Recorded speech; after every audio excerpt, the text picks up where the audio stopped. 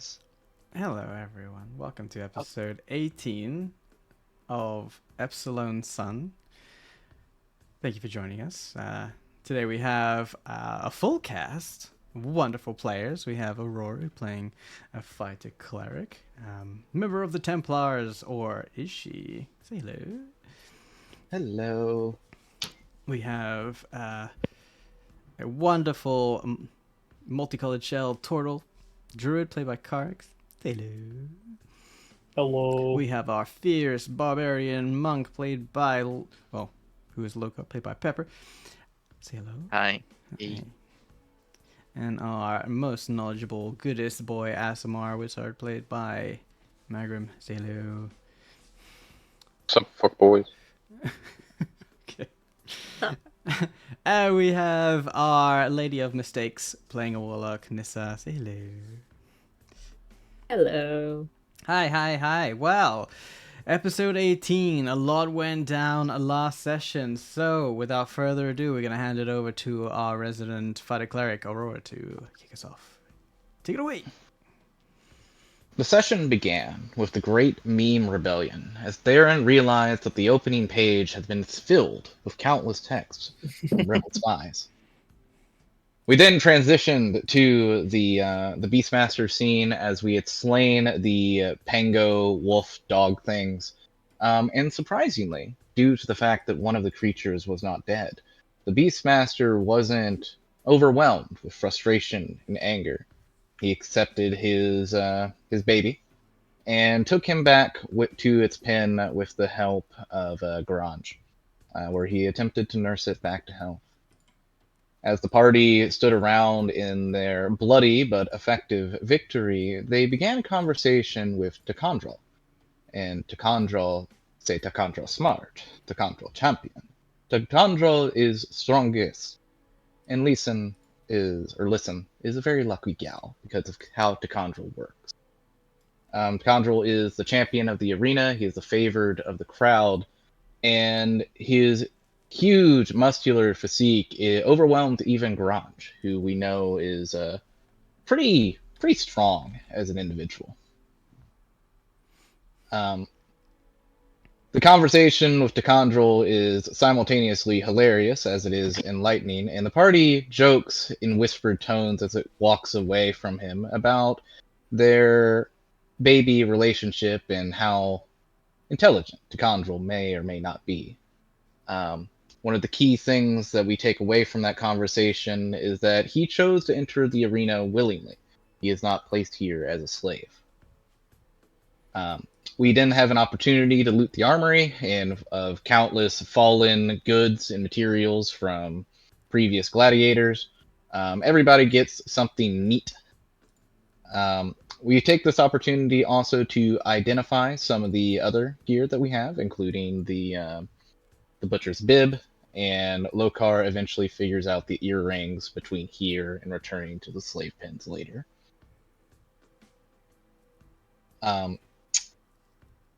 We then transfer back to the slave pens where we begin to discuss the letter that Aurora was able to retrieve back from the haversack, and she sits down with Magrim, who helps her translate. And the translation goes, "My fate is already sealed as a Templar drawn of Kalik. Yours is of another, a power that will remain no matter the future. One of three is inevitable: coup, plot, or purge. All give destruction, all give chaos, all risk lives. Only way to save you was protected incarceration. Find the insurgent slave, he will be the spear to guide you. I will protect the veterans for as long as I can when one of three begins. Make haste to find us in the Hanging Gardens before the second moon." With the last word being alabaster. This implies a lot to the party of the plot itself within the Templars, the struggles that Aurora has been thrust unknowingly against, and how this relates to the limited information that we have about the Veiled Alliance and the arena games as a whole, as we know from Karik. Or Karik knows by himself, I should say.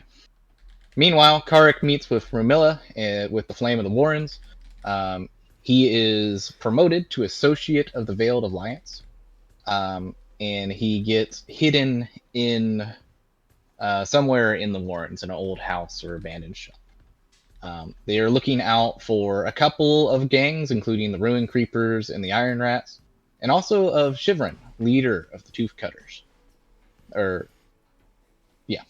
Karik gains a very important piece of information that he may or may not be able to pass on to us later, but one of the individuals in the slave pen is actually a member of the Tooth Cutters, and he is Talon. As the party goes to sleep and is able to catch up on its resting hours, Lokar once again has his dream sequence, and we are able to channel the power of heroic inspiration, and he rolls a 28 after we call it. This gives us a big reveal, and a significant portion, though not the entire image, is revealed to Lokar, who suddenly remembers a veiled man and a bloody sword.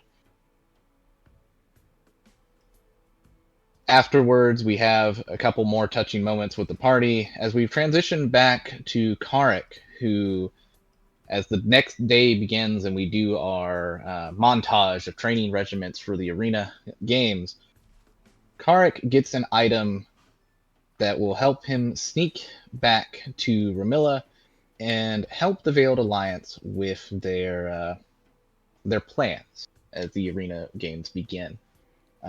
This was a crystal with a spell seeming inside of it. And that is where we ended with the child running away. Since that time, we have had a little bit of a side quest, which I'm going to actually keep secret from you guys, because you guys wouldn't know about it anyway, as you weren't there. However, we will not jump immediately forward in time to the day of the arena, because time happens through this montage. You have opportunities to speak with the various gladiators and have discussions, as well as Lokar. Your dreams obviously have revealed some things to you, so you are free to have a conversation. So for the moment, what I'm going to do is I'm going to bring you to the map of Gerst, of which you can you should be able to move the token around just to say where you are during this section. So you will know that the training grounds that you're going is just in the shadows here of the arena, and you will be moved back and forth to the slave pits during the day and night, with double rations for the next coming days. There are other things that happen, but I'll give you the opportunity to, because I'm sure a few of you have queued up things that you wish to do and say, and I'll just put the people on the screen as part of this. So who's first?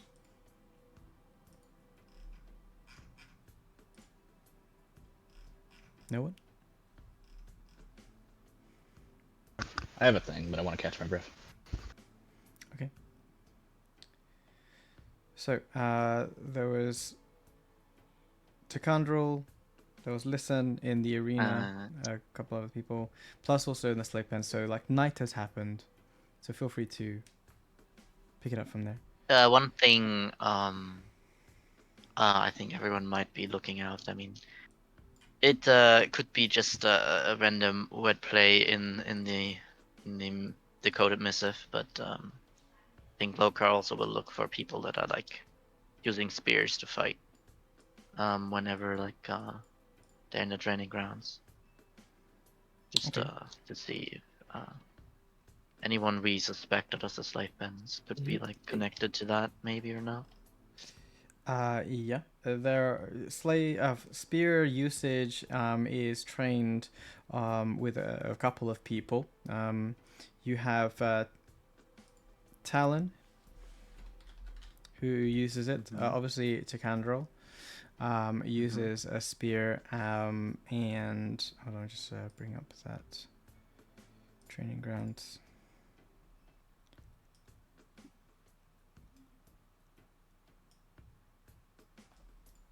This boy.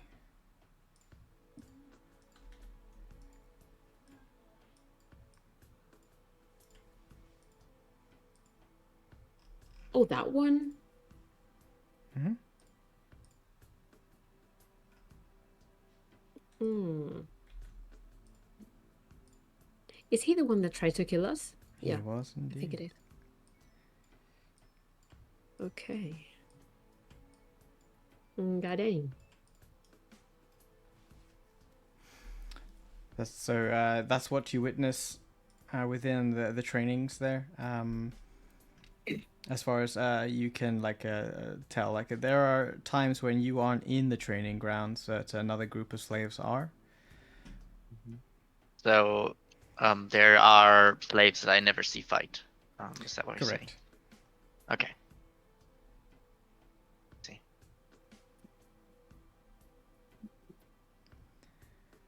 That's definitely something I'll be looking out for. All right.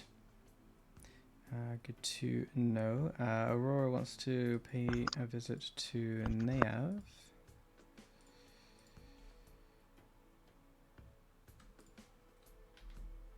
Bring him in here.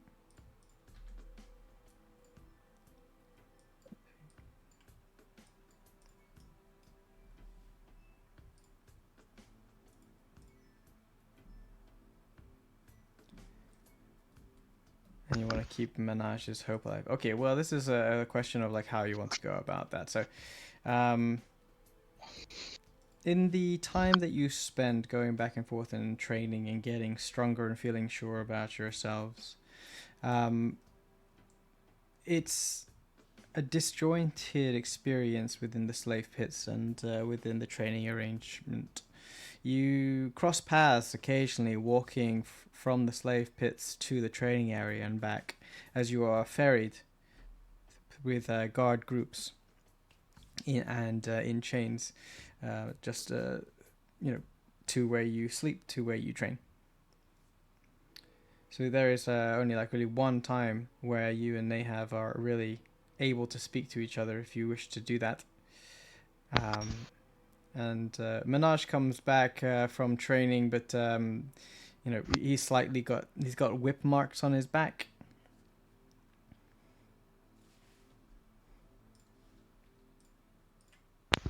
Well, we can do Nahav first if nobody else has anything. Does anyone have anything just to cue things up? For now, look, I want to talk about the dream. Okay, so the dream would have happened first since that was the first roll you did. And okay, so we'll do Lukar, and then. No, I mean, I wouldn't. You wouldn't. Oh, you wouldn't That's talk about sad. it. Yeah, I just wanted to make. Yeah. I think for now it's interesting. it's gotta be a better moment, but it doesn't seem Valorant right now, so it's just. Okay. He thinks about it a lot, but he doesn't share. Okay, let's do it one at a time in terms of nights then. So does anyone wish to do things on the first night? Come back. You're exhausted. Lukar does his whole nightmare situation. It's kind of quiet. There's just discussions, talks about training. What are you going to do? How are you going to perform? Things like that. And it whispers when the slave pens, but ultimately it's fairly quiet. Anyone wants to do anything that night? Cool. Next day happens. You get sent to the training. There is opportunity to speak to the gladiators who are already in there versus the actual slaves that have been trained. Are there any slaves, gladiators who also are spellcasters? Other than us? You don't see any.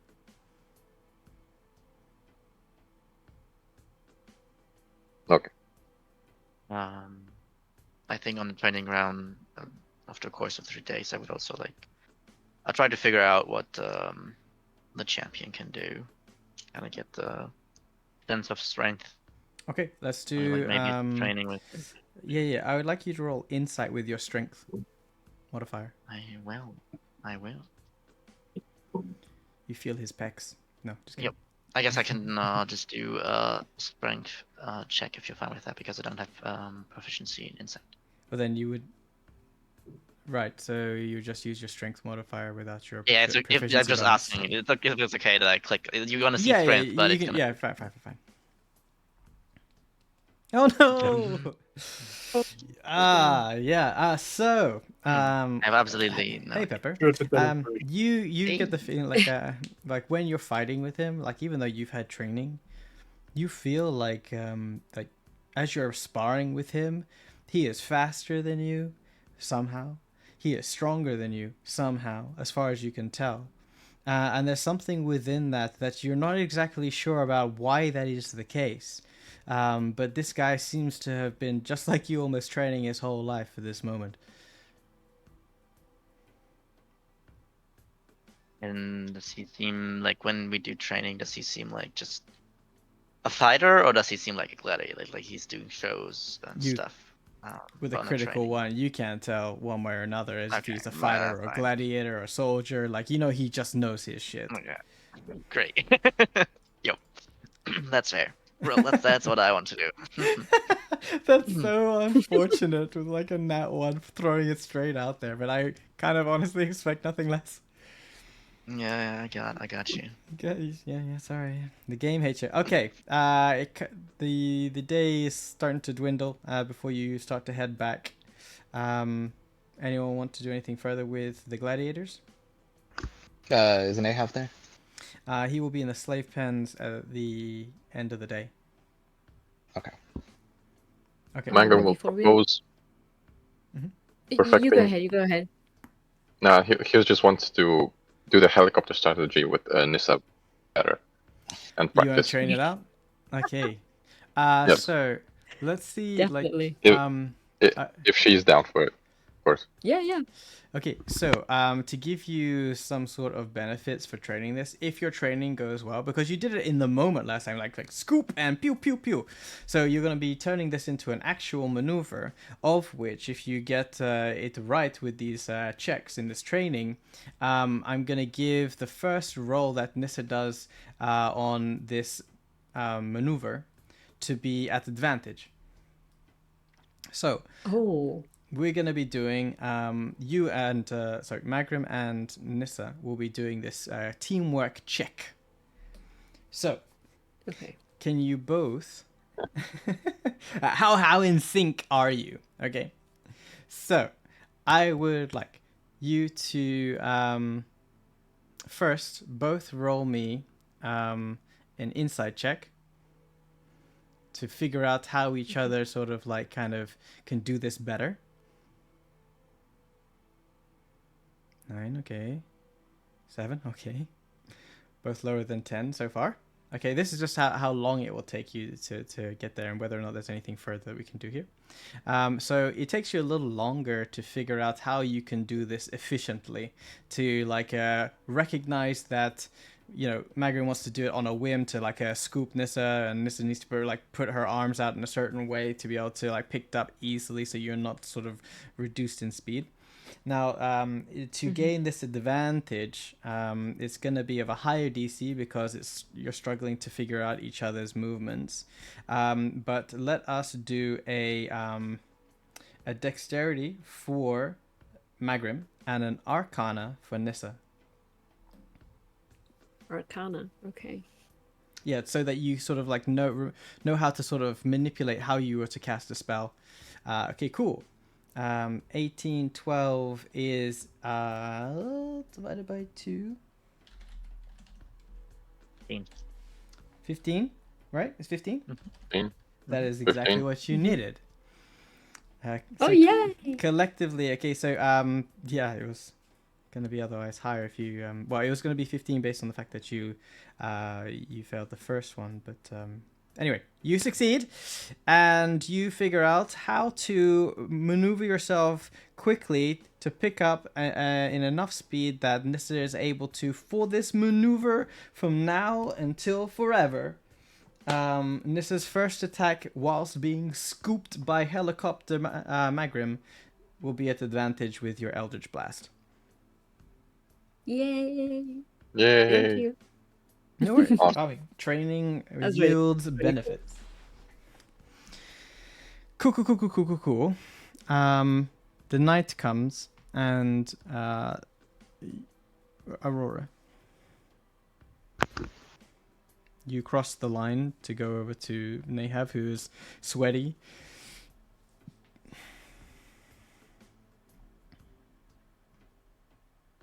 Master Nahav, do you have a moment to talk? Nahav sort of like looks out from where he's sort of chilling within the elven side. And he looks at the elves around him and gestures, say like, I got this, it's fine. And he barely comes out from the makeshift tent area to stand there and say, in Elvish, you play a dangerous game. I can think of far fewer places as dangerous as these pens, Master Nahav.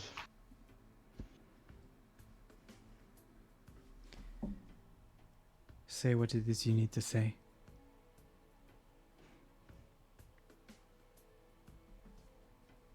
I would like to know how you knew I was a Templar before I came here.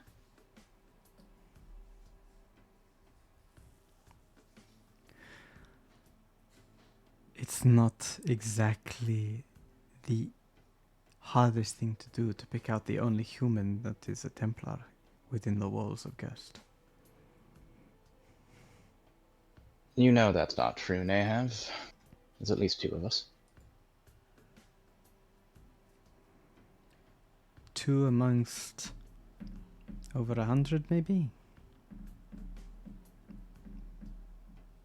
You stand out, human.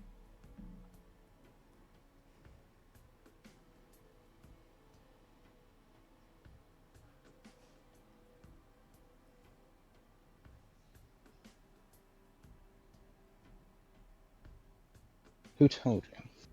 Because I don't think that you would do it just on insight alone. Why do you care if I was a Templar, the human Templar?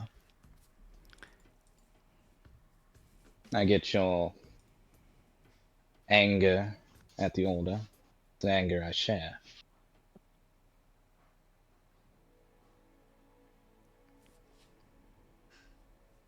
Did not ask to be thrown into the slave pits, but I make do with the best situation that I have. There's nothing against you personally, human. The fact that you are obviously one just leads me to correlate that you're a part of that order that I despise so greatly. You have incarcerated me and my kin when we have done nothing wrong but simply be elves. We tried to make a name for ourselves here in Gust, but your incessant Templar raids amongst our markets and districts. You recognized me. I see.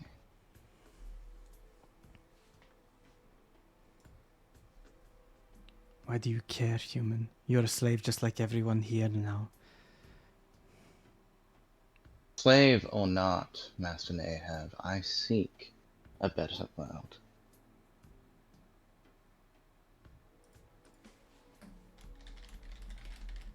Being here in these pits, this abomination, has shown me that law and order cannot be done just through a fist. It results in this depravity.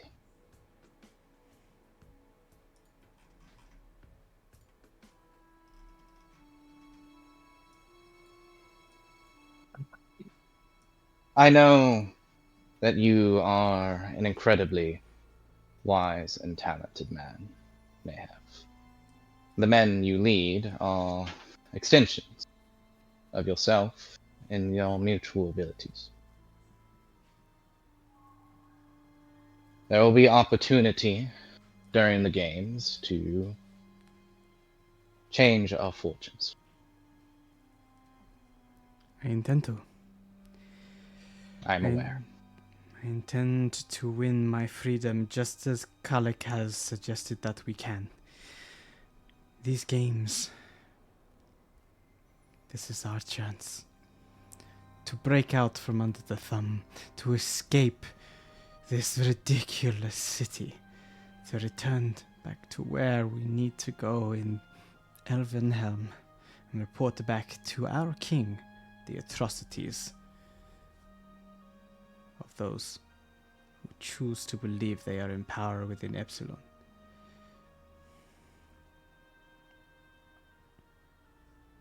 Your time will come, as will all who are in Epsilon.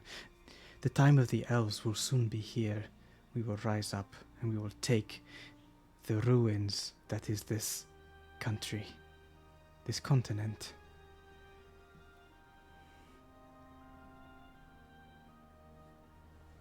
Burn it all to ash and rebuild it from it?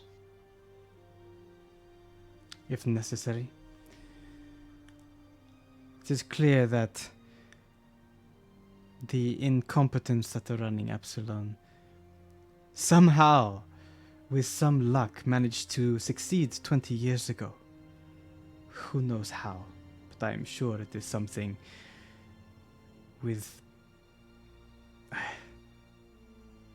an additional power, some sort of reason. There must be a reason for how Kalis managed to storm through Epsilon and turn this world into what it is now.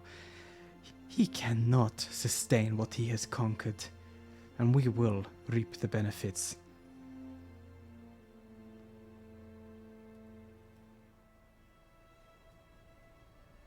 I guess I'll, take a slow step approach to him and get down to a whisper. They have. I don't know that power, but I believe I know who does know. I know I didn't tell you what happened at the mines, but the coincidences are too extreme to ignore.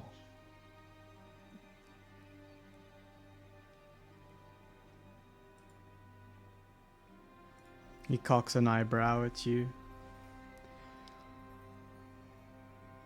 And what does this information cost?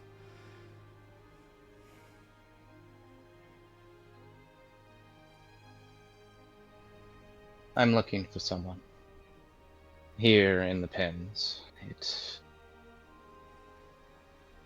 someone a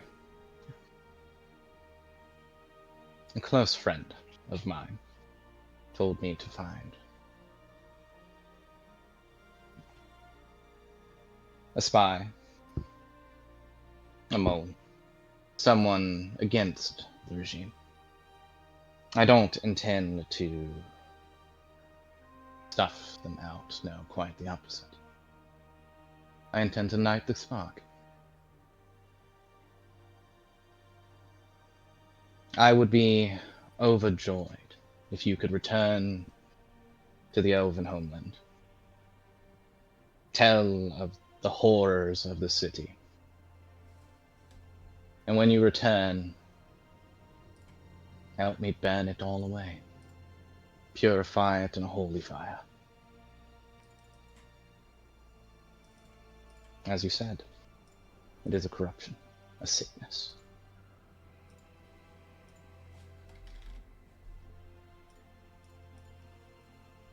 But these are grand standing objectives and matter little for our current moment.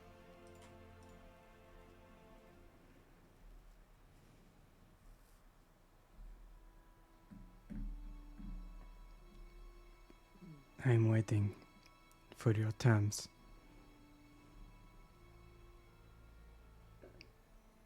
Who's the spy? Or at least, who do you think is the spy?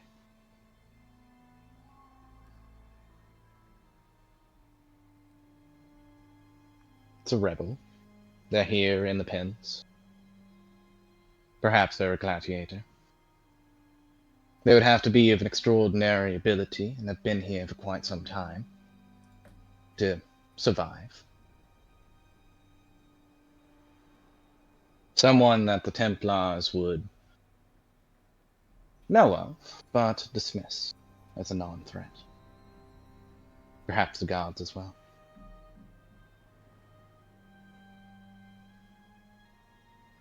So I tell you who I think is somehow working against us, working in the better interest of some other faction, and you tell me what you saw. That's the deal? Yes. I hope at this point that you trust me at my word, Master Mayhev. Make a persuasion check.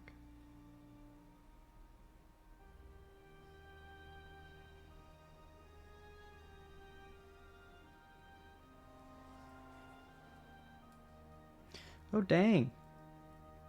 I can add a d6 to that if I need to.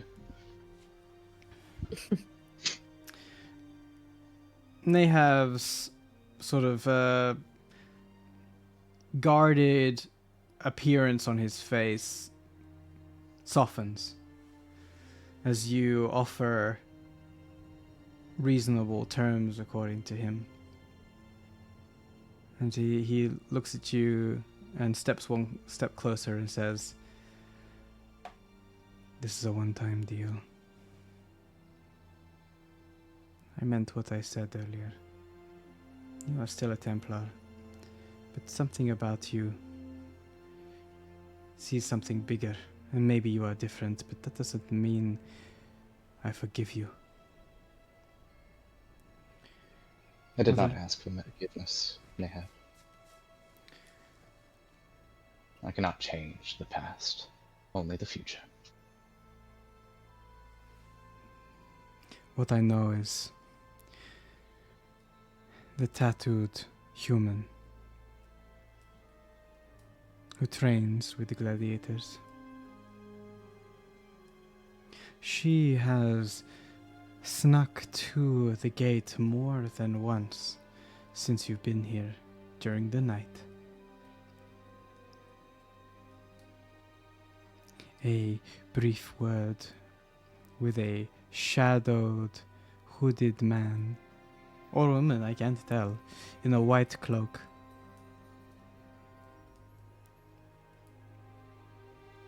And returned, thinking that no one saw her, but I'm not exactly sure. Maybe she doesn't understand that elves don't really sleep. She was seen. Maybe she's your spy.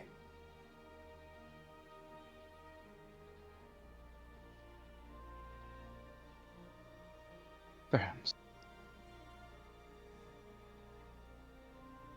Of course, my part. The mines. I should hope this is not a surprise, but it was infested with undead. Of the necromantic type, zombies, large ogres, anything that with flesh could be reanimated.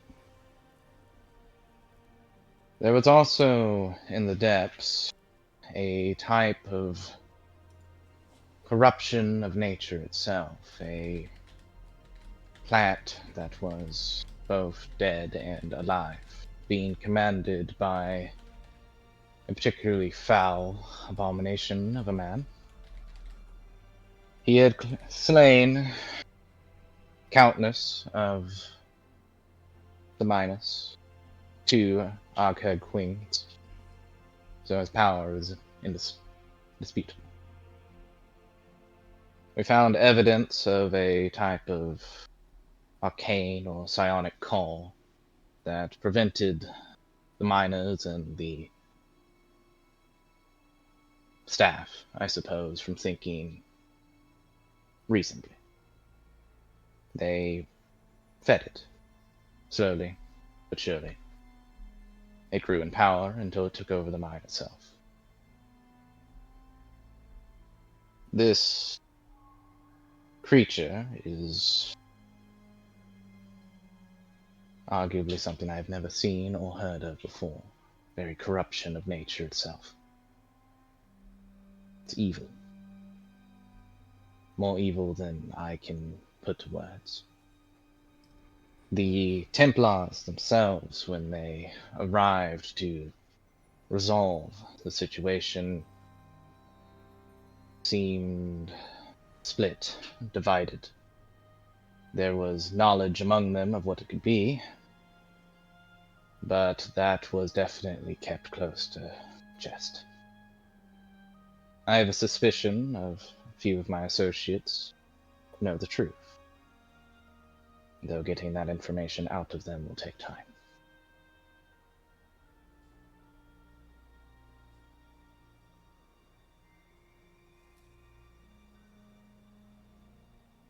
Ever heard anything like it, Nev?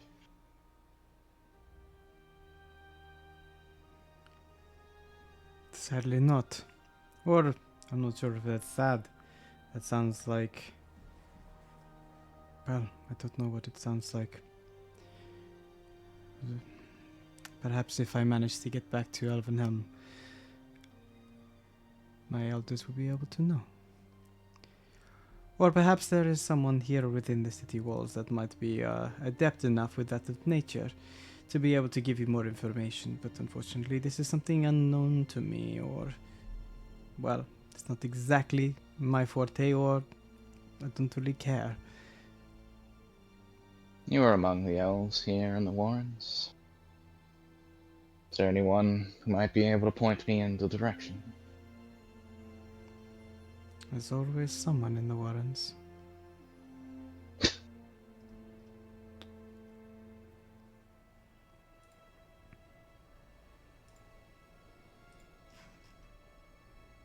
You're a good man, Nev. And I hope that regardless of what happens, that there can be a change in how you see the world. Not all humans are bad. And the only Templar right now might be a dead one. Or good Templar.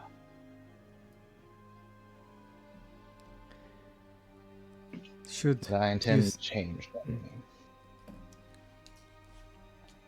Should you survive the games,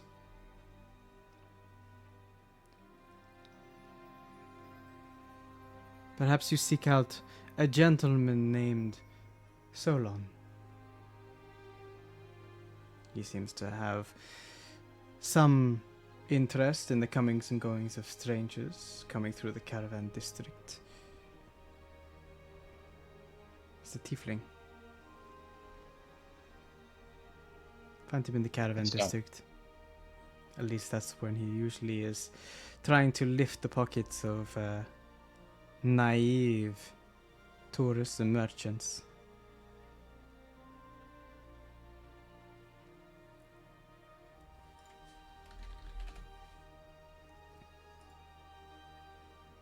Thank you. I hope you survive, and those of your clan.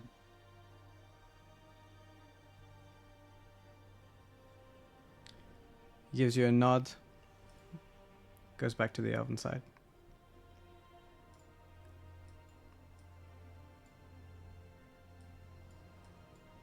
Gonna look back at the human camp and give narrow eyes at Talon.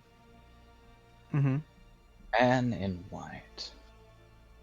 Is that the Templar?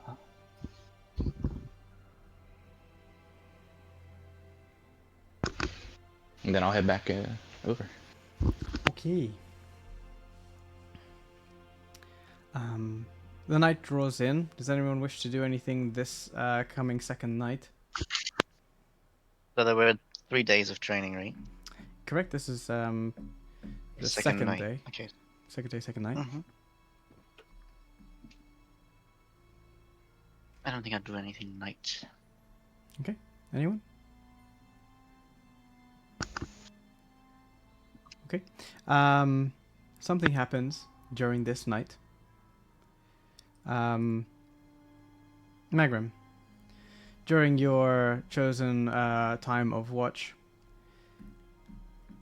a scurrying, movement sound happens within the baseline of your makeshift tent.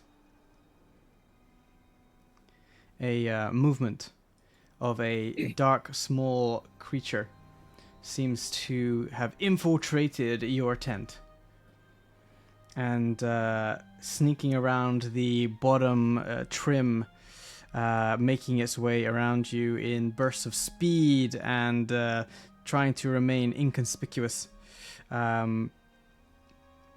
Makes its way towards where you sit. Your night vision obviously picks this up, even though the rat doesn't have night vision, so he doesn't see you, see him. But he can smell you. And he makes a rat line for you.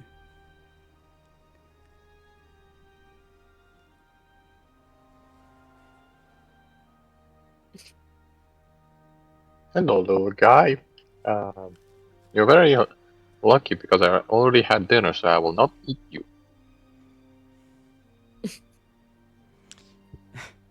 Hold on. Magam will take a closer look at the rat to see if it's Carrick, and maybe the colors of it remind him of Carrick. A perception check, please. With disadvantage, because it's at nighttime. That's perception. Oh, dang. It's grayscale, right? Because it's dark. So the colors are not there. So you can't make out one way or another if this is Kark. It's a small, fuzzy creature, but what you do notice is it has a relatively long tail, and attached to that tail is a rolled up piece of parchment.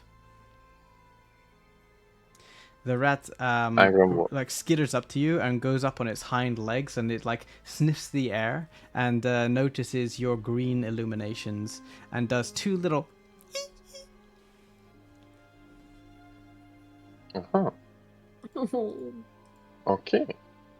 Well, Magam was going to scratch behind one of its ears and take the parchment. Okay. You scoop it off, and the rat, free of his burden from its duties, skitters off immediately underneath various forms of cloth and such, disappearing into the darkness. And unfurling this rolled up note, you can read the Yes, I can. There is a rat delivered note.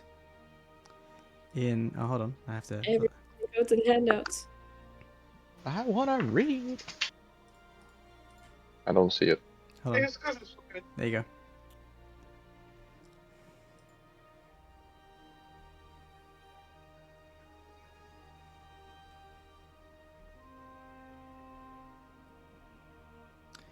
Okay, now I see it. Cool. Can you read for the class? No? No? He's a teacher, not a student. Come on. Okay. Okay, 1 second. Read for the stream. Okay. It says, Mag, I am very sorry for not getting you out of the pens. I hope you are all okay. Things are getting crazy. The day of the games. Look for me. I will be disguised. Big plans for the games, but I will help you all get away. Can't say much more. Please trust me. Carrick. Very interesting to see that Carrick has such intricate handwriting.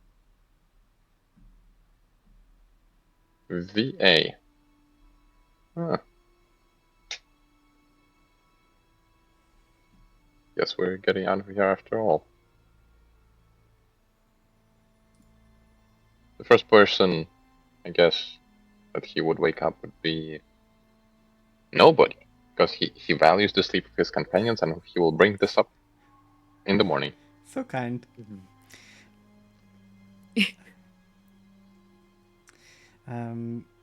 During this night, Lokar, your nightmares persist, as per the detail I have shared with you.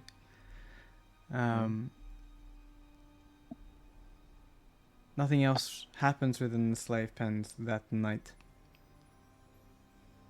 and dawn breaks.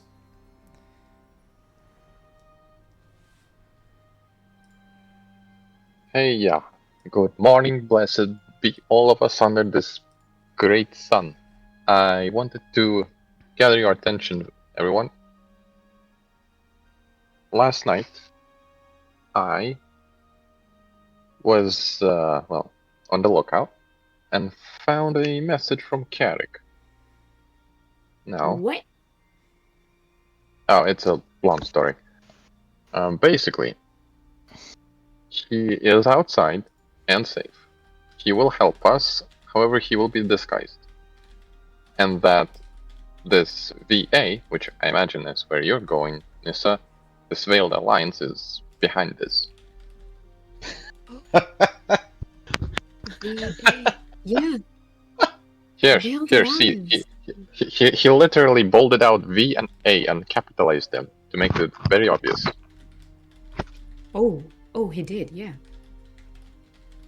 Maybe too obvious. He has to work on I mean, He needs to work on his encryption. That's for sure. it's just because we already know about it. If anyone else, they'll probably have a harder time. My word. In any case, seems like he contacted them, and he's using their help. Well, Okay. I'm glad he Or- didn't abandon us, that's for sure. Yeah, or they're using him to get to us, to get to Nissa. Who knows? That's also a possibility, but that still gets us out, so... That's true. Well, at least we know he's alive still, so I guess that's good. Yeah. It says here big plans. What do you guys think it is? Well... Everybody's focused on the games. When I arrested you with Alabaster, our suspicion was that you were part of an assassination plot. It's entirely possible that that is still on the table. That sounds promising. Doesn't it? What better way to start off the greatest games in Gerst by killing the king? Can you imagine? I don't want to. It sounds like chaos. Exactly.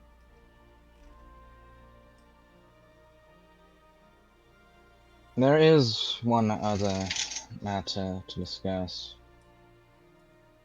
Now that she's been pointed out to me, the tattooed woman over there, I think her name is Talone. Mhm. She is going out at night to speak to a white-robed figure. Does that sound like your Templar friend, Nisa? A white-robed figure. Oh shit. Oh, the Templar that was in the tent when they took me was clad in a white robe. Yes. Couldn't see their face, but their robe was white. Indeed it was. She's a spy, or a mole, or something. Working for the She's Templars. a fucking snitch, that's what she is.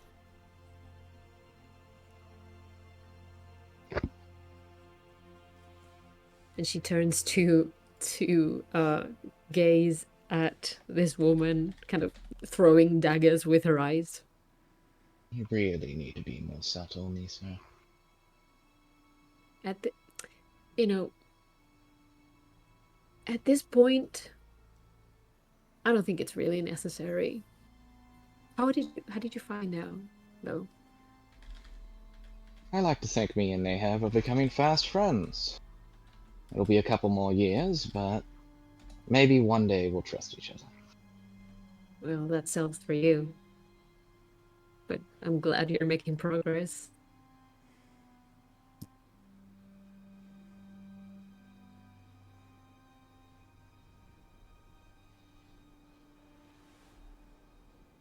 So we need to keep an eye on her. Yeah, especially in the arena. Whoever I've seen she's her with around. is likely her partner, or at least a friend. So they're likely both to be considered enemies. I don't know if they're spies for the Templars or spies for this veiled alliance. You think they would have told us? They're sending messages from Karg. I'm not sure. I'm not sure about anything right now. We also need to find our insurgent friend still. I didn't know there would be so many people with spears. I just thought it would be the big guy. Oh, don't worry. My father has been so incredibly helpful for the past couple of weeks. I feel amazing about everything. Understanding all these secrets and covering them. The dream come true.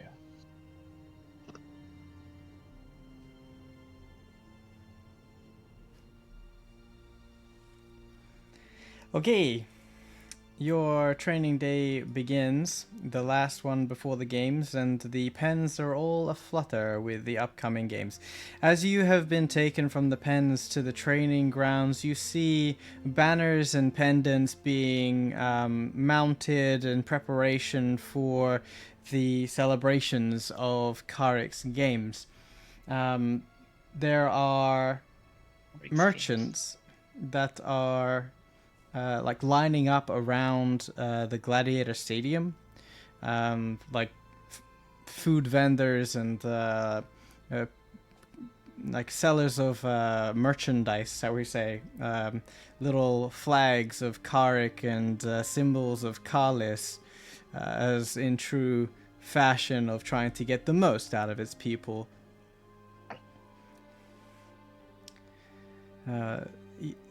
The city of Gurs seems to truly awaken in the night before, or the day before the games.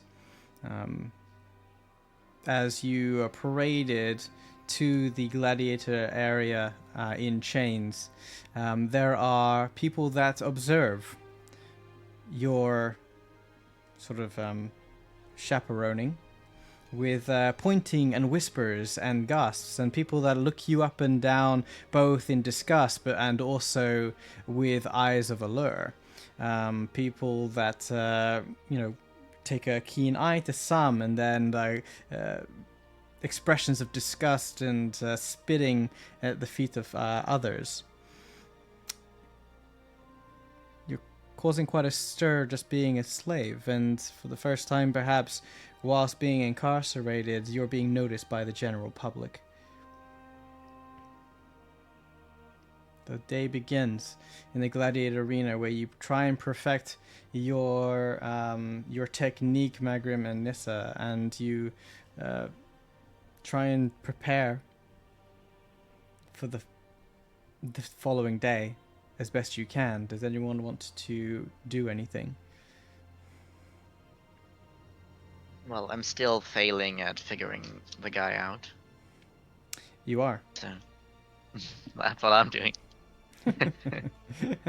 You're just getting like your ass handed to you sometimes, just like if you try and spar with Takandrol. Yeah. Or maybe I'll do I'll try to like do some talk, and it just does not work at all. He doesn't really like answer anything, and you He's just want to super keep fighting. focused, and as you try and keep up with him, he starts to get a little bit disappointed with your maneuvers, or as you try less to truly work out and more try to figure him out, and he eventually just like stops and says, Caught on. fight or no fight. Yeah, no, I get that. I'm just wondering where you've learned all this from. Tikandrel know how to fight because fighting is what Tikandrel is.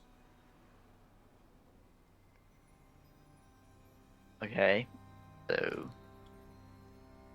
you were shaped as a fighter by your family, or what do you want to say with that?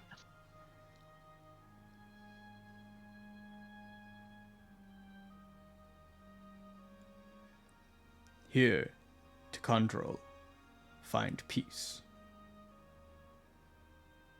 Tikandrel know what to do when fighting, when holding a spear. Tikandrel, no fear. The future.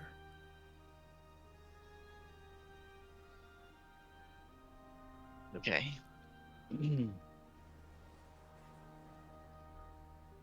So you don't want to tell me where you exactly learned these things. You just were made to be able to do these things.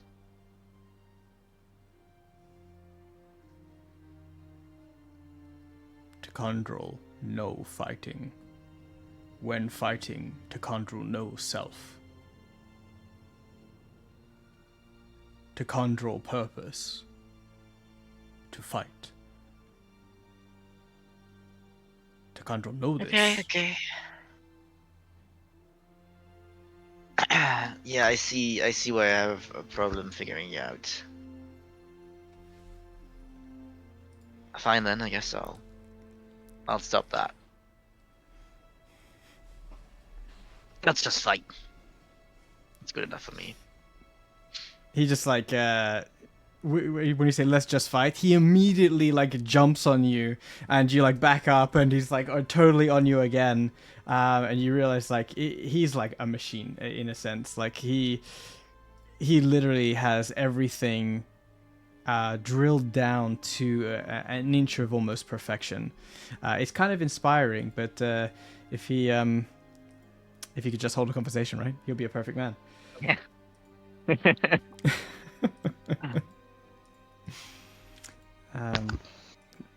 Yeah, so that's what happens during the last days. Anyone else want to do anything? Yeah. Oh. I wanted to. Well, Nisa wanted to look around the arena to see whether the rest of the slaves or gladiators. Well, which ones are maybe getting some, I don't know, better treatment from the people in charge, the guards or the beastmaster or whoever. Better treatment. Like I said, you have it's broken down into groups, so you're not just like all in the training area at once. But The the ones in our group, maybe. Yeah, for sure. The only one who really gets special treatment is Tikandrel, who then imparts special quote unquote treatment to Listen. So the rest of you who reside in the slave pens, because Tikandrel and Listen don't reside in the slave pens, they stay within the training quarters, and you've seen in your time training there that there is just outside the training grounds there is small quarters that seem to be far superior to obviously being in a slave pen. So that is where Tikandrel and Listen tend to go after getting sweaty. You mean to get sweaty? Knee is weak. Both is good. Okay, so that's all I wanted to do. Okay. Okay, I wanted to do something. So you said that there's like a spare armors and spare weapons that we could use for ourselves, right? Yes. Okay. Are there like fabrics or like clothing or capes? it's more gladiator style. Gladiators Chains wear and capes, right? not particularly, no. No capes. But here, capes. where do I have it? Oh, Basically, crap. I want Magnum to be a walking fashion statement because he doesn't need to wear armor. That's the thing. True. Wait, did I save it? Me too. That's fair. Yeah. I did create something. Hold on, where did I save it? So what you're saying is you want to be Seth freaking Rollins, and I'm fully approving. So, what? Can I put this here? Give me a second. I will show you. I don't know if this will, Okay. will go. Oh, it's uploading. Okay. Hopefully it's not too big. Oh, it is That's quite what she big. said. Ha! That's what he said. Okay. It's gonna be a little blurry. I generated this as a sort of like a form of like understanding like what the ready rooms are and what like the storage rooms are. So you can see that there's no real like fabrics as much as there are pieces of armor that you can take apart and fashion your own sort of, you know, suit of gladiator armor. There's pieces of weapons and shields and such, but it's not like there is fabrics. Mm. Okay. In that case, he'll just do that, but taking using pieces of armor Okay. to make himself look appealing to the public. Okay. Well, feel free to come up with a description of that for tomorrow's game, which is in like 10 minutes or so. Yep. Right. Anyone else?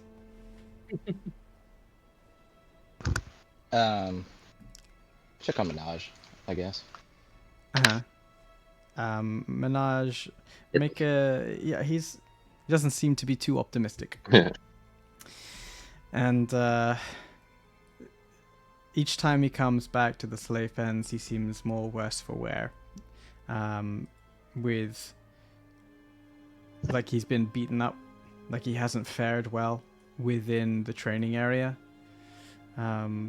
Bruises and, you know, small wounds and such are visible over his skin. And each day he comes back exhausted and just like flops down on the ground and just sort of looks up to the sky and not really engaging with anyone.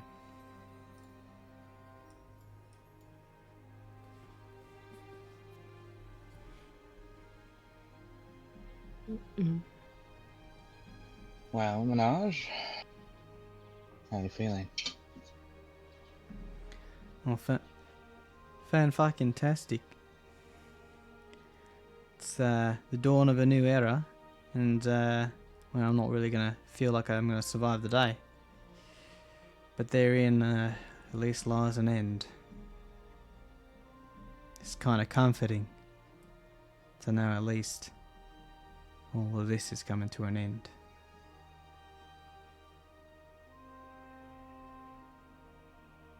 Yeah. It is. Minaj, you are the strength of will to endure this. You know that, right? Yeah, sure. You do. And that's not just nice speak and fancy words. The people here wouldn't respect you as much as they do if you didn't have that strength of will.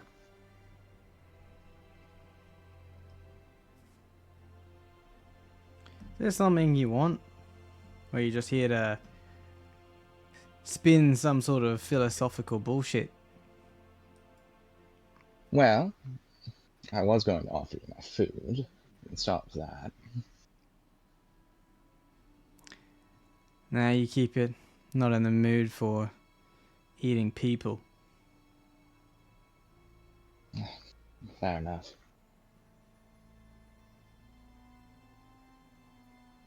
The other thing is, You're unlikely to win the tournament.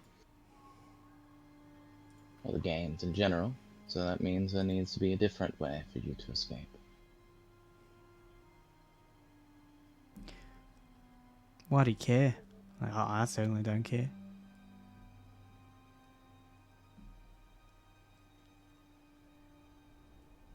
Minaj,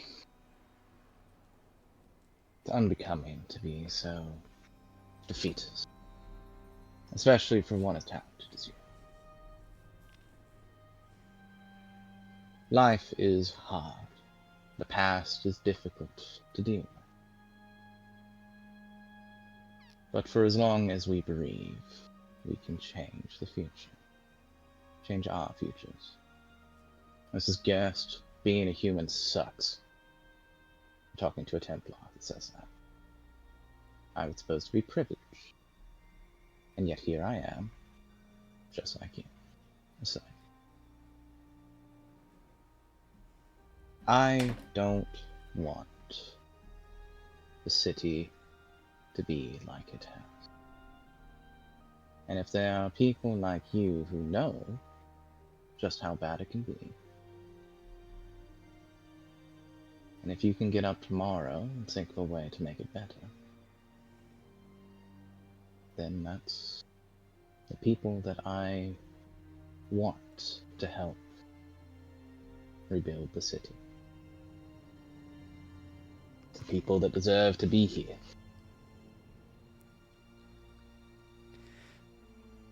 Rebuild the city?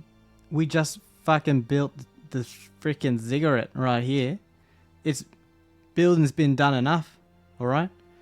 My blood, sweat, and tears have gone into that fucking thing. And you're asking me to rebuild? I'm done. It's not just.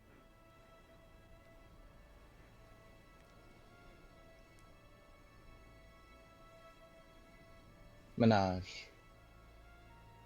There's an opportunity to escape, and there will be. I would like you to take it. Perhaps it'll be by my hand, perhaps it'll be by another. You're a good man, of a good heart. You just need some mercy. Roll a persuasion check.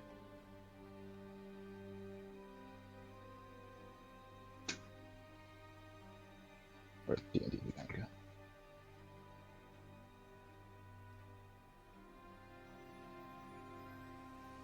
I'll add a d6 if I need to. Not quite as good. He looks at you and like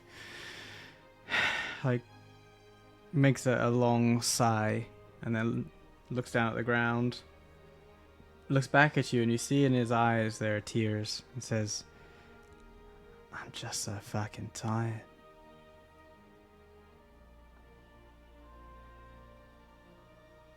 But I know.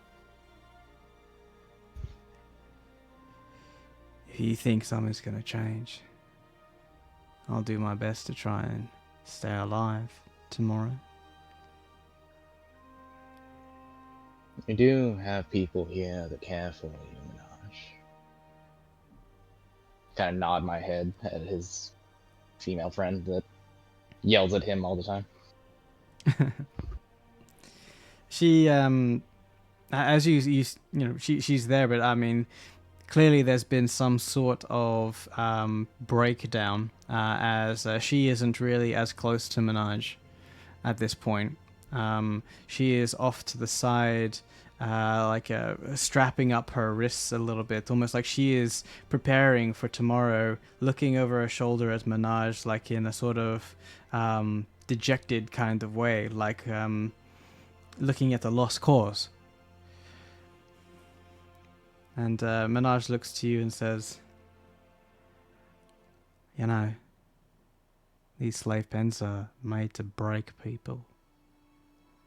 Made to turn us into drones. Just workers that are just mindless. Who just work until our last breath. And I've been trying to think to myself, why? What would another breath get me here? Why should I even wake up tomorrow? Why not just try and escape? And ultimately get caught, thrown in those pits and die. Nobody would care. At least that's what I've been thinking to myself. And then there's you, who comes in here, clearly from some sort of nobility background, perhaps, not seeing how bad things can get, and still spitting out words of hope. People like you don't come into the slave pens. But thank the gods you did.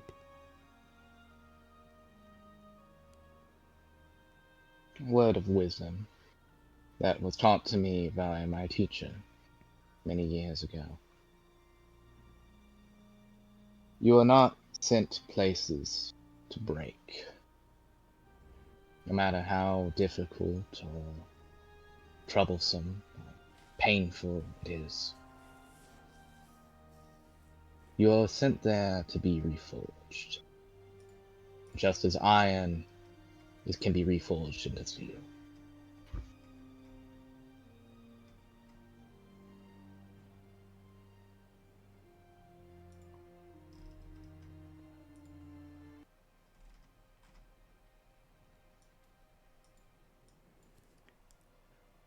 Well, that thing is for sure certain. I am not someone who has had the best life. And this, if you want to call it an end,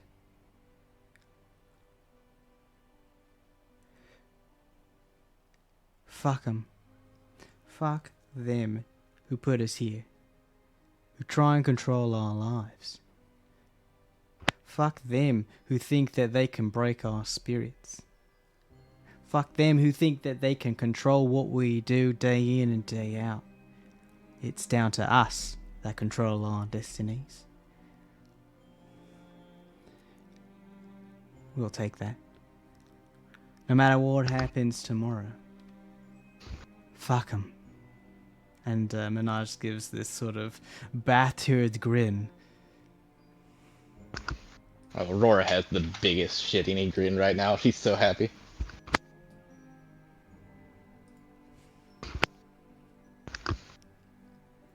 And Minaj just sort of like looks down at the ground, sitting on the ground, and just like smiles to himself, and tears going down his cheeks, though he's smiling.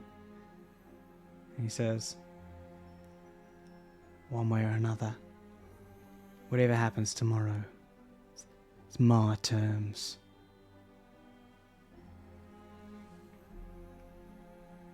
I'm gonna put a hand on her shoulder and let her know.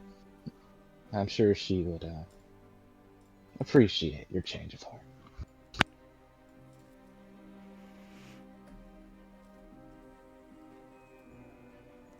He gives you like a reassuring nod. And as I pat him on the shoulder and get up, I'll walk to her and turn to her for a second. Give him one last chance, would you?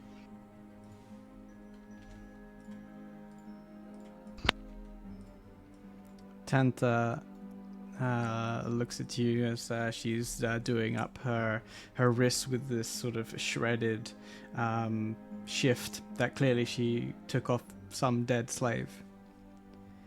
And looks to Minaj and says,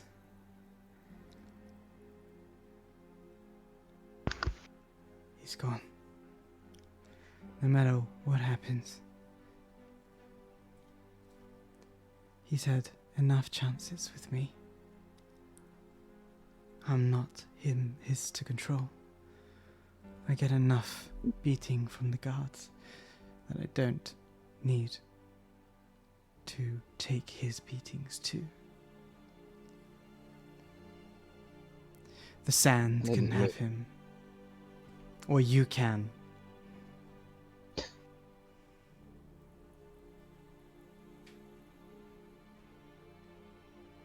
I didn't mean a relationship, Tanta.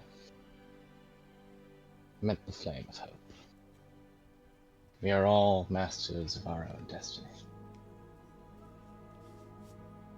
I hope that there is a light that reveals a great path forward for you both.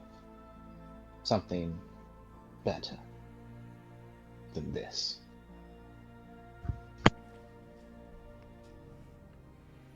She gives you this sort of like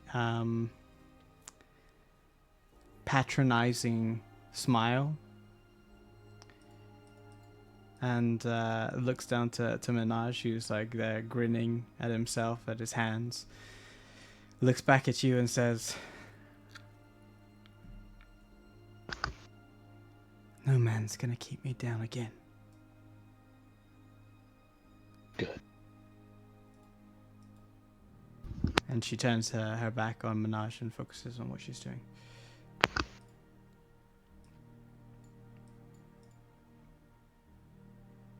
Think I'm doing. Anyone else?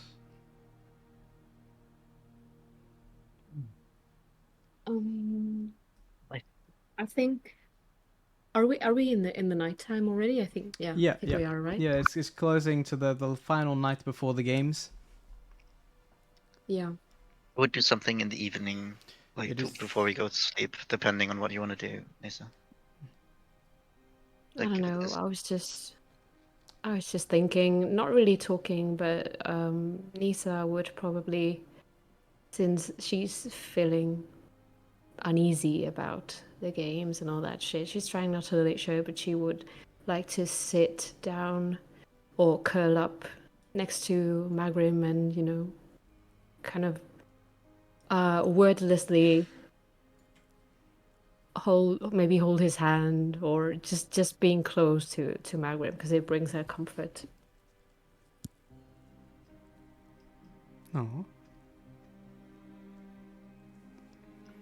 The feeling That's of the games looms for you all.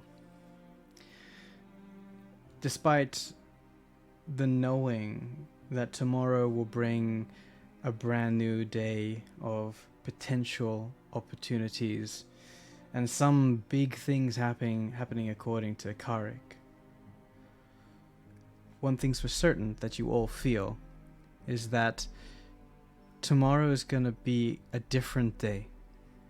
There won't be the slave pens. There will be a roaring audience demanding a show. There will be Kalik. There will be the opportunity to try and survive and earn your freedom. And more. There will be people to witness who you are. To show what you can do. And hopefully, just maybe, someone there to save you.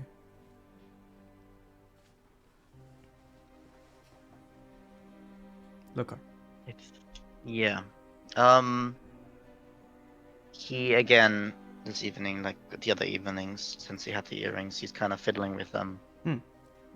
Kind of watching everyone, and I think he notices like Nissa being like uncomfortable, scared. And you know he doesn't like go there immediately. He gives them like a moment and more. But like before we go to bed, he probably like just joins the two of them. Kind of like with a big sigh, looking at his earrings, knowing what he probably has to do. He joins the two. I don't really want to interrupt anything, but get the moment, Nissa. Oh yeah, sure. She gets up and... What is it? He seemed like fiddling with the earrings in his hands. I I think I figured out what these can do.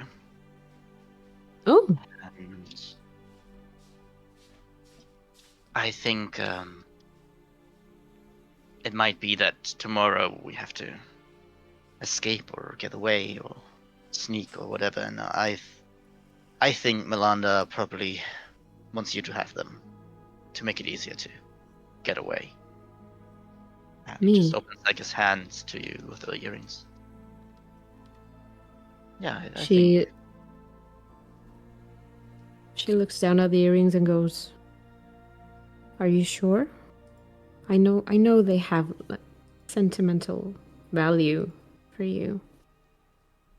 well, and the sentiment of it is get Nisa to the Veiled Alliance, so I think they're good with you. What do you think they do? They'll make you a bit easier to sneak, and if you click them together like this, and it kind of shows, you're able to open doors silently that are locked. Anything that's locked, really. So we could potentially open or unlock our, I don't know, our manacles or For example, whatever that were. yeah, or some gate, or I mean, you don't really know what's gonna happen. I mean, I assume we're not shackled in the gladiator arena. Yeah. But- It's obviously you can't continuously do it. It's like a one-time thing for the day. So You're saying that I could potentially free myself, but not free you guys. In the same go. yeah.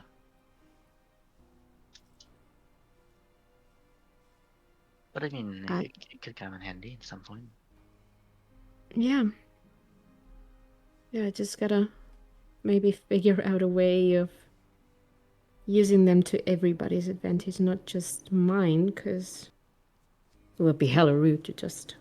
Well, I mean, if you have an easier time, no offense, but I think I'm fine when it comes to sneaking around.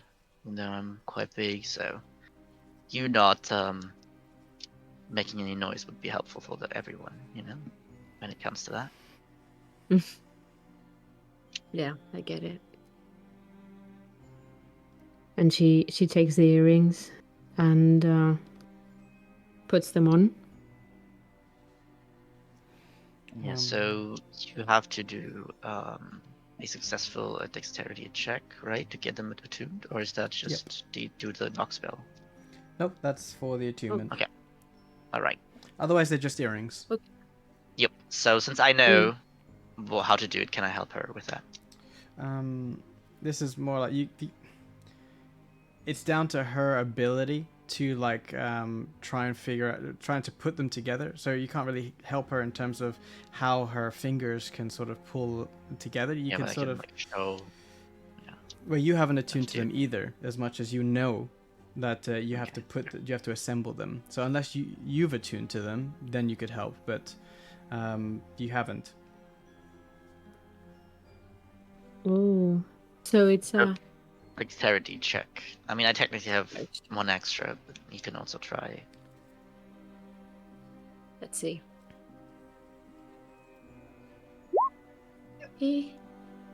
13.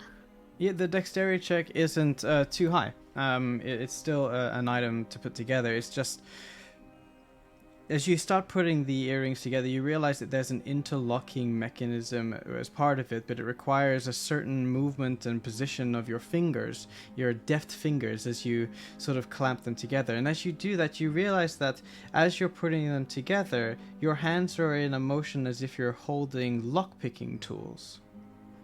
And you realize that it needs a twist from both the bottom and the top at the same time, similar to that of holding lockpicking tools, to click them together. It's an easy lock to basically lock together if you are picking a lock to lock it. And you realize that as you're doing this motion, that, oh, that's how it works. Locks aren't as complicated as you think, and for some reason, as you attune to them with this successful check, you gain the understanding of how to use thieves' tools at the same time. And Oh, hey. it all makes sense. Let's go. Lock. Lock. Lock. Lock. Lock.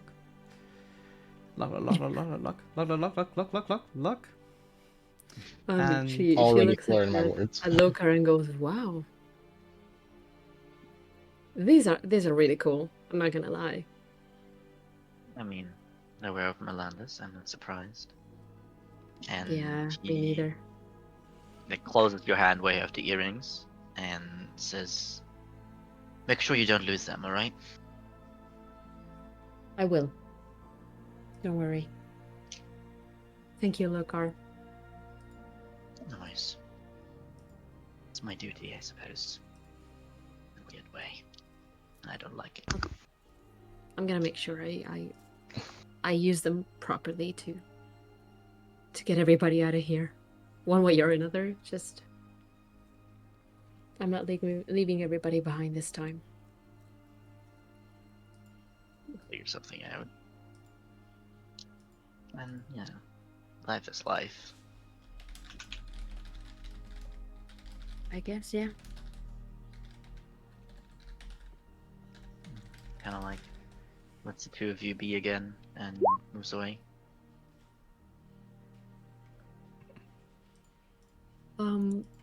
I do have a question, DM. Since I had the Dagger of the Hunt, oh, it's not on me at the moment, is it? no, it's with it's everything is stored at the training area. So you Yeah. use it in training, and then it will be transferred to the gladiator armory before you go into the stadium. It's just because I've just seen that it requires attunement before I can use it, so I was just gonna ask if I That could. is true. You take can some time. obviously attune to it during your training sessions. So your dagger of the hunt, yeah, you're gonna have to sacrifice your own life force to it Oh, cool. if you read the attunement. You could have done that, like, at any point. Yeah, of course. Like the attunement process, as you like figure it out, as you're like been holding it, and you feel like, oh, this is pretty cool. I wonder how it kind of works, and you gain an understanding that all you have to do really is to slice your own hand as a sacrifice to the hunt. Uh-huh. And whilst attuned to it, one of your hit dice is sacrificed to the blade. Okay. So I'll do that while we're not, actively fighting or. And also, like, if you want to add the item, it's the infiltrator earrings. You're just gonna look for that. Okay, I'll do that. You Infiltrator earrings. You can probably like move them to, or I don't think I have the power. I think you have the power, maybe, but I don't. I have the power. Oh. I just did, I think. You can go to the Get bottom the of it. Can you infiltrator not earrings? choose? Oh, you found them. I did, yeah. Okay, good. Yeah, I think. There's, I think, at the bottom of the item there's ability to move, unless only I have. Oh no, I can't share that. Sorry, you're right. Yeah, you're gonna. Yeah, have I to find can them again. move it to my backpack and Yeah, my yeah. handy heavy sack, but not to other players. Unfortunately, it would be a cool feature though. It would be a cool feature to share things just like you're handing them off, but I mean, oh well, you can find them nevertheless. Cool. You can delete the But yeah, infiltrator earrings from your inventory, Lokar. Yeah, Cool. I'm double checking that. Nice. Okay, she has it. And then I'll give it. Yeah, I got him. Thank you. And then Good, you can good, attune to it. Cool. Anything else you guys want to do? Preparation for the games? Great. The last night comes. I Well- guess. Hmm? Sorry. So real quick. For the butcher bib, it's just a normal, just wearing it for a while attunement, right? I think it's icky enough as an attunement to wear it. Yeah. Yeah. You just have to enjoy Well, I don't think like Lokar an cares ever that moist. much. No, Lokar might not care. It's pretty kind of Yeah. gross though. Like anyone who hugs for many you people, gets it's like probably a bit a very gross. moist hug, as it's like a perpetually bloody bib. So Yeah, he'll there's that. attune to that. Sure. Yeah, you enjoy the moistness that is sticky blood. Well, Enjoy is also a big word, but he doesn't. He's indifferent. I'd say. He's in. Oh, okay, sure. He's indifferent. You smell slightly sweet and irony. Hmm. Great. Oh, doesn't this still smell like death? So your last roll, right? The smelling of death is like this night, right? It's you start to smell bad when you wake up for the final morning. Oh, just in time. Yeah. Mm-hmm. So remember your Great. so it was Luka, Nissa, and Karik who have corruption affliction, and if you remember your last roll, Yep. what we did last. I'm episode. scared of undead. Scared of undead, and Karik is Scared of beasts. scared of animals. Oh shit. Okay. Yep. Oh Yep. no. Scared of animals. But this is I what's remember. happening this night. Thank you so much, Pepper. Yeah, This that's is what's like- happening this night. So the whole rat situation, you were fine. Maybe something happened with the rat. To make Yeah. you- Ah! Okay. When the rat comes back, he's like, ah. I had a thing that I wanted to do on the last night. Yep. If that's okay. The last night is here. So, yeah. So during his watch, Magam will just stay up, looking around and figure out the second verse to his song about Gerst. Okay. Gerst. What is it good for? No, it's the one. I had ideas in the cave. Okay. Well, Oh yeah. we will see what The happens. with that. continuation. Huh? Yeah. Yeah. So probably I can do it during the game so that it doesn't distract anyone. It will be part of your performance. So yeah, we'll see how it goes. Neato. Okay. The night rolls through. We have done all our rolls. We have done all our checks. We have done all our conversations. We have made promises. We have made plans. We have worked together. And on this final night, you feel the growth of your teamwork, the reliance in yourself, and you level to level 4 ahead of the games day. Some things become known to you.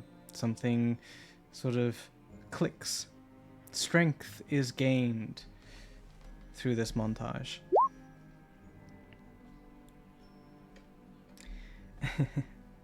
And before we enter the day of the games, we're going to take a quick break. Bathroom Oh. break and water break, and I got a lot of talking to do, so I need some water. So, yeah, we'll be right back after a couple minutes, so pet your pets, hug your loved ones.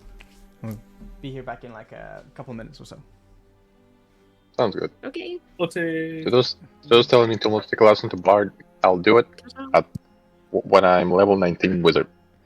The final level. Yeah. No. You gotta go straight 3 bard right now. No. Nah. I need fireball in my life, dude. One day. No fireballs. You're gonna be that wizard. You know, level 3 spells don't want them. Oh god, that sounds miserable. What'd you take for your level 4 thing? Did you take stats or a feat?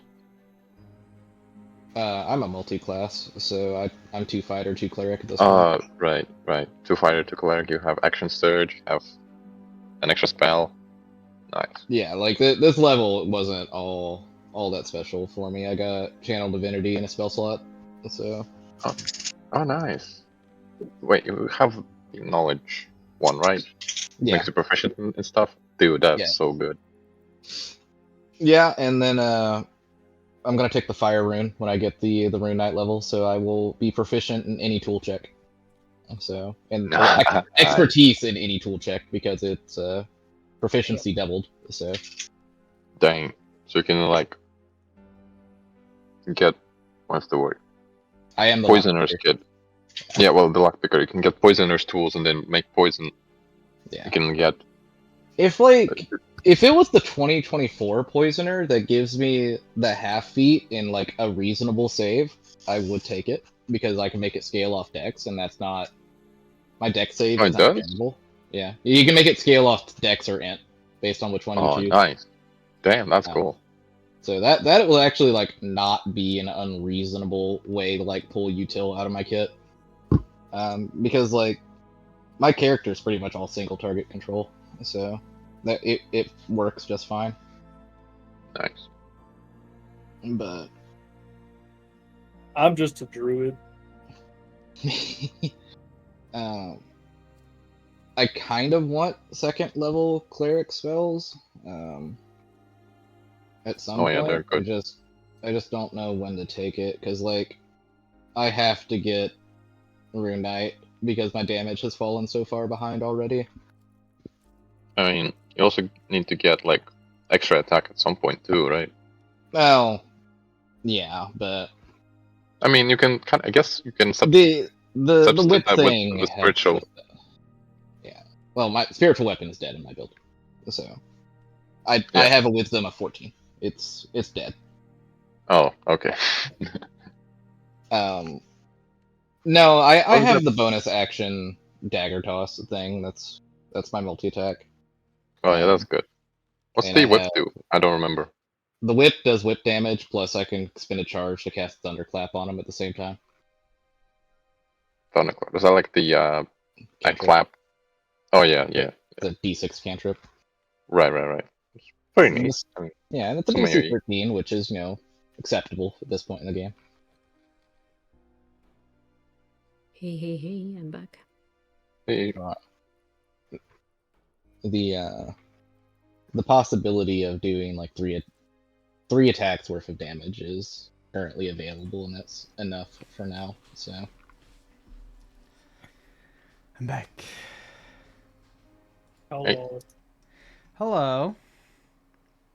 oh, hi there. Didn't see you. Oh, hi. Oh, hi, Mark.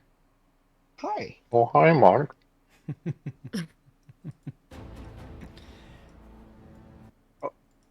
Okay, Oh, change of music. Battle music. I have figured out the description for the wizard. Oh, Oh, wow. description Yeah. of the wizard? What wizard? Hagrid. No, wait, Harry. He's a wizard. He is a wizard. Oh, God.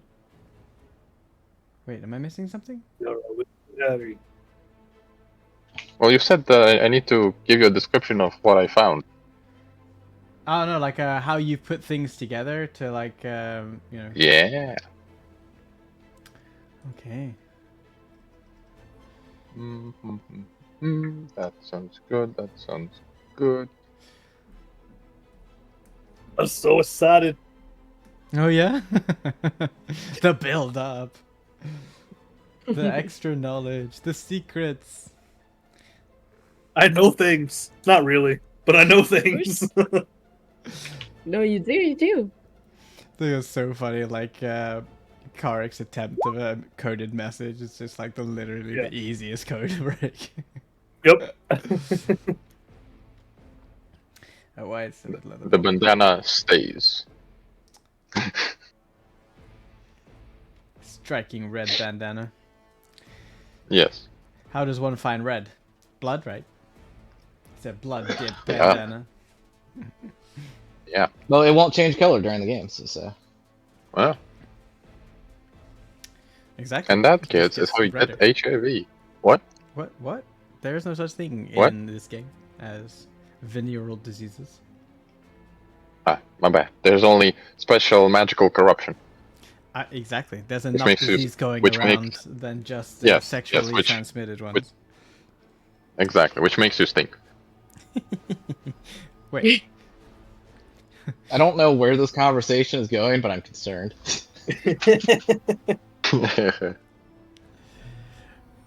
Considering how long they took with the proper coded message is not uncalled for. I suppose now they're getting like more adept at coded messages. So like, Karek's message was actually pretty good, but to you guys it's like, this is child's play now. Like, what the hell? Oh no. It was real bad. Spark's not smart. big Nice. bold V, big bold A. It was an afterthought. I wrote the message and I was like, shit, I need to do something. So I just made them capital over the top of where they already were. No, you're good, dude. You're fine. It's in character, and it actually makes sense because I myself am not that smart. That's 100% you're how good. it happened in real life too. I typed up the message and I was like, shit, I can hide a secret message in here somehow. Capital He letters is here current. and here. Done. Throwing Genius. a shell. Just saying, Aurora appreciates your message so much more than the one from her dad. That is smart. Right to the I point. am back. Hey, we're back. Are we all back? Sound off. I think so. Yes. Nice. Hello. Avengers, assemble. It is the day of Yes. days. Okay, guys, let us pick it up. The day of the games arrives. The morning goes slightly different to what you're used to. You are not taken to the training area. In fact, you are left, or kept, rather, within the slave pens. At least until noon.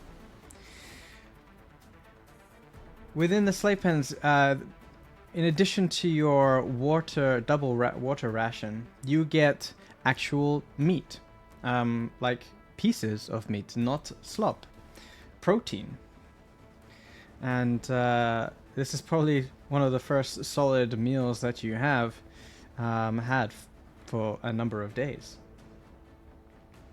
Langram is remembering that the meat pie that he got here on his first day, and he is imagining that as he eats the meat.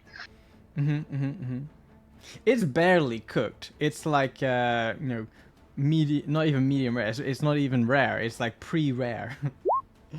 And the meat is soft and tenderized and juicy, and as the meat is almost thrown over the fence at you all, the slaves just sort of ravenously, just like Aurora, just like fall upon it and start devouring it. Grange just like throwing some slaves over his shoulder as they try and grab a piece of meat, and he grabs fistfuls of it, and it just keeps coming. You fill your bellies, and you're also then the gates of the slave pens open, and several guards come in with ceramic jars and puts them down on the ground and leave. One of the slaves goes up to the jars and realizes that it's oil. And let's say it's Tanta, who's like been trying to focus on getting this to the games, realize this is about showmanship, and she takes a scoop of the oil out of the ceramic vase and starts to put it on her arms to make her skin glisten. Other slaves follow suit, including Grange, which is basically just like massive handfuls, and like puts it all over his body, glistening in the growing heat of the morning.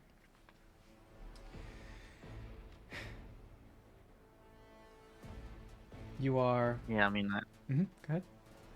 I think Lockhart, he's already like having blood drip all over, so I think it matters too much to put oil on. So Well, your bib is in the arena.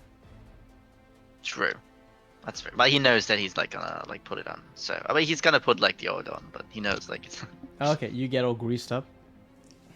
Yeah, he's just like fine, I guess. Okay. Going to be terrible for my skin. The scorching sun beats down upon not just yourselves, but the entire bustling city of Gurs. There is an energy in the air. People passing by the brickyards on their way to the Gladiator Stadium. It's unforgiving heat bouncing off of the golden stones and the towering ziggurats casting long shadows across the gladiatorial stadium. The streets are alive with the sound of celebration, drums pounding in rhythmic unison as the people of Gerst gather to witness what has been promised to be a grand spectacle. Colorful banners, frayed from the desert winds, ripple through the air in various places at the tops of merchant stalls and houses and lined along the bottom part of the cigarette.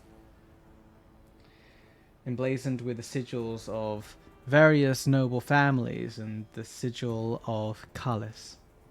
The scent of roasted meats and exotic spices fill the air, wafting through the various streets and into the slave pens, making your already filled stomachs rumble once more for something sweet. And thus you are collectively gathered by the guards and a patrol of Templars that are in their best armor, fully polished, and a procession is made. Trumpeters signal your departure, your final departure from the slave pens for some. And you are marched, paraded through the brickyards, along the line of the ziggurat towards the gladiatorial stadium and the arena within. As you walk through the streets and towards the arena, you can see that thousands of spectators clamor to get in. All shouting that they have seats, they have tickets, they are invited. Don't you know who I am? Nobles and merchants and common folk alike crowd around the entranceway and the stands, all eager for the bloodshed and entertainment to come. The din of the crowd echoes around the stone Colosseum, reverberating off of the completed ziggurat, creating a constant hum of anticipation. On one side of the stadium, as you are led through, the grand balcony of the ziggurat looms over the proceedings. Its stairs leading up to the pinnacle. As it hits noon, the sun almost shines off of the very top, reflecting down and casting enhanced lighting within the arena itself, accentuating everything within. You are marched down the corridors underneath the stadium towards the known sort of ready room, the gladiatorial armory, and you are kept there with all the other slaves. The portcullis that contains you in this ready room clangs down to the ground, signaling that all are present and accounted for.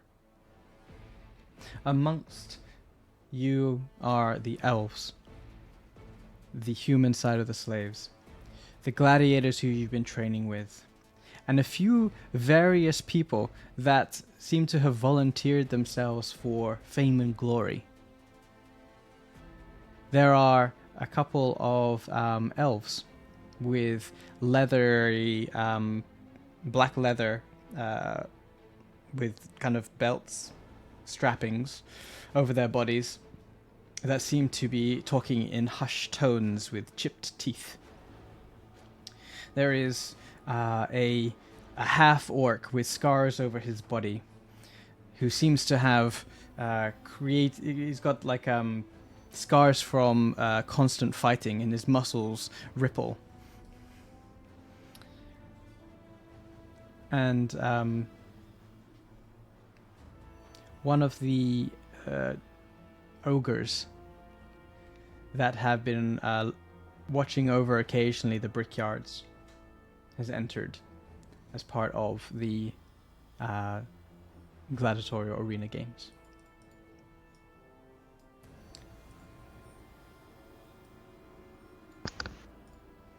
Just gonna put you here.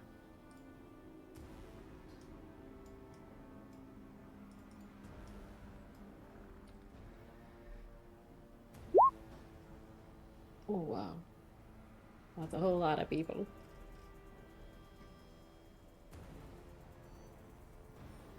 Yeah, I'll give you a moment to. take Um, it in. You are in the ready as room. we're in the ready room, I would like to go to the door, I guess, and kind of give a cough and everyone, I would like to say some words to us all. If I could have your ears for just a moment.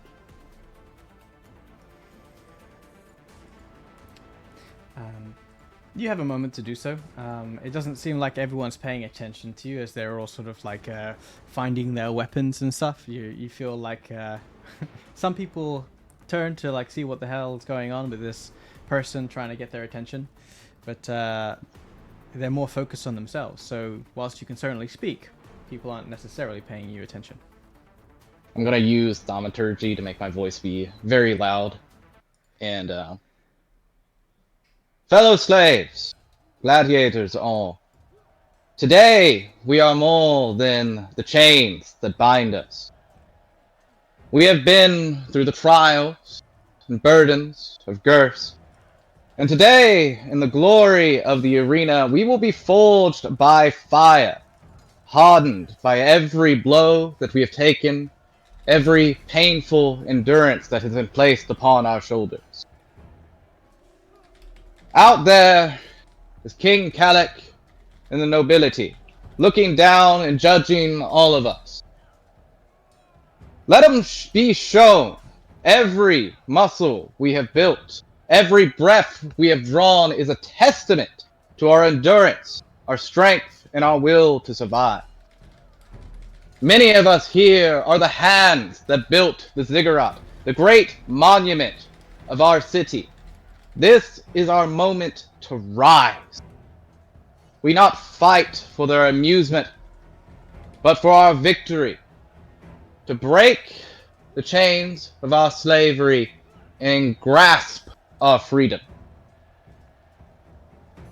We are stronger than any cage, fiercer than any whip. And we will show Girth today our strength. And our force of whip.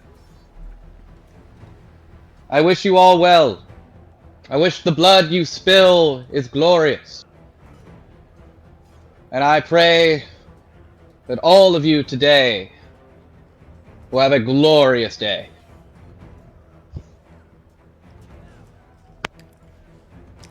Roll me a D100, please.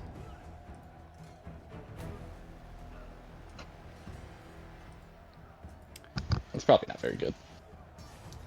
I don't know, like half of the people take even notice of you. Half of them ignore you. Look how yawns. the people that take note of you, they're like, who the fuck is this girl? Why is she talking? Some people know of you. Roll me a persuasion check.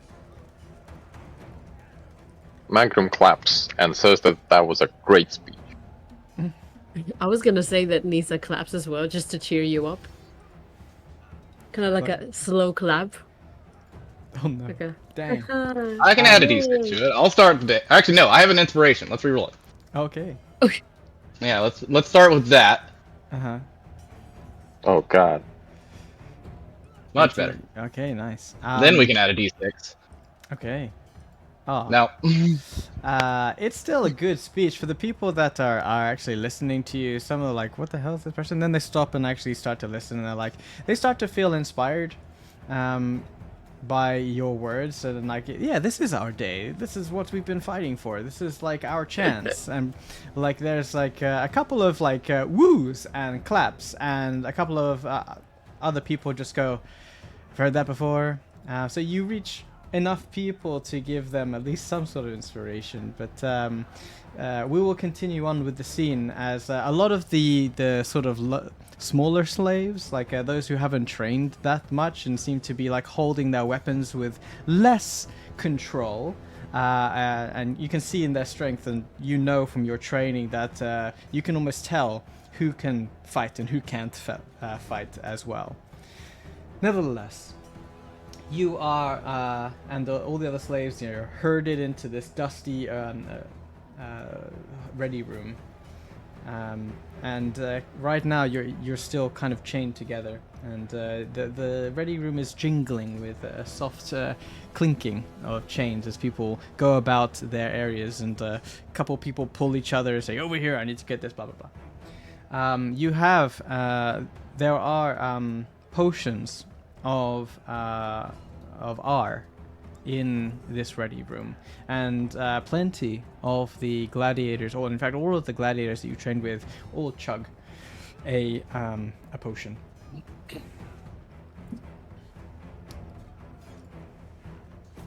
Does anyone take drugs? Potion. Is it the potion of the relentless gladiator thing? What was the positive effects again? You gain bonus Oh, the- to your initiative. Initiative. Initiative? Mm-hmm. Oh, I can definitely fight the addiction now. I'll take a chug. Whoever takes a potion, so it's an addictive substance. If you've been addicted to it before, your DC increases for trying to resist it. But it removes any exhaustion, and for the next 2 hours you regain a maximum number of hit points from any hit die you spend. And so it's you've had it before, Aurora, so roll your con saving throw. It'll be 12. With the bonus to addiction. Okay, that's. Mhm. Okay. Yeah, +2 to initiative roll, -2 to concentration. Holy shit! You got this. You are not addicted to this dose. Oh, god damn it. I'm not gonna risk it. I'll turn to Nisa, and So good. this may Yeah. help with the infection, but it is your choice. How the hells is it supposed to help? It's a very strong medical effect. Purifies the blood. Alright. It may help. I, It may I not. can try for I you. already smell like death. So maybe Yes. that'll be enough to drive my opponents away. And she sniffs her own armpit and goes, "Oh god, yeah, that Nice. might be enough." Resisting the effects, or you don't actually get the +2 to initiative roll. You just gain the maximum number of hit points from a hit die you spend, and you have no exhaustion. Yeah, okay, so yeah, that's what I remembered. So yeah, I don't need that. So I won't drink it. Okay. Yeah, no, I won't drink it either. Okay. North. Moving back over to the scene.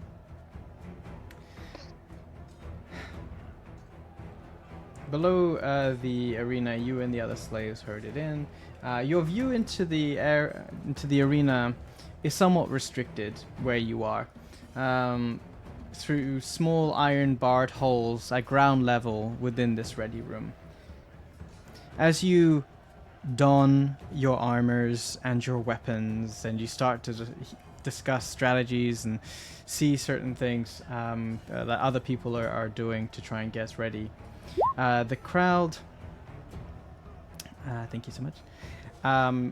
The crowd eventually grows silent as trumpets begin to blare, and all eyes turn westward and upward to a figure approaching from within the shadows, standing on the balcony. There he is. Oh yeah, Ooh. Royal Majesty. And there he is. Sorcerer King Kalak, draped in his flowing black, gold, and purple robes, steps forward with High Templar Tithian at his side. His skin, perpetually weathered and cracked by age, seems to somehow glow somewhat faintly underneath this harsh sun and additional accentuated light within the arena. His dark eyes scan the crowd with an expression of cold authority. The crowd goes silent. His imposing figure framed by this ancient, jagged stones on one side by the ziggurat. And the wind stirs his tattered cloak as he raises a thin, clawed hand. And with a flick of his wrist, he casts a quick incantation.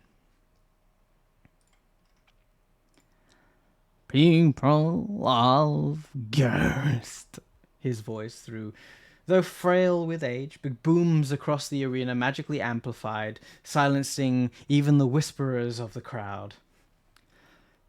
Today we celebrate not only the strength and will of our city, but the completion of my greatest triumph, the ziggurat that stands behind me. A testament to the glory of Gerst and the sweat of the people. The crowd erupts into cheers and their roars shaking the ground beneath their feet. Dust falls from the ceiling within the ready room. 4 years you have toiled under my rule, serving the city that protects you, that feeds you, that gives you purpose. And now the time has come for you to witness the fruits of your labor. You who have served so loyally are invited to witness the bloodshed, the sacrifice, and the triumphs of those brave enough to stand in this auspicious arena. You serve Gerst, your king, and Lord Callis, who has yet to arrive, but he will be here soon. Just as soon as he feels the spectacle of these games. So, my people, cheer loudly for your champions. Let him hear you all the way to Ikald, and he will surely come. Kalek's eyes narrow as he peers at the slave windows that you're all peeking out of, lingering on them for a moment with a cold, calculating gaze. But let it be known, he continues, that those who falter, who show weakness in their duty to Gerst, will meet the same fate as those you will watch perish today.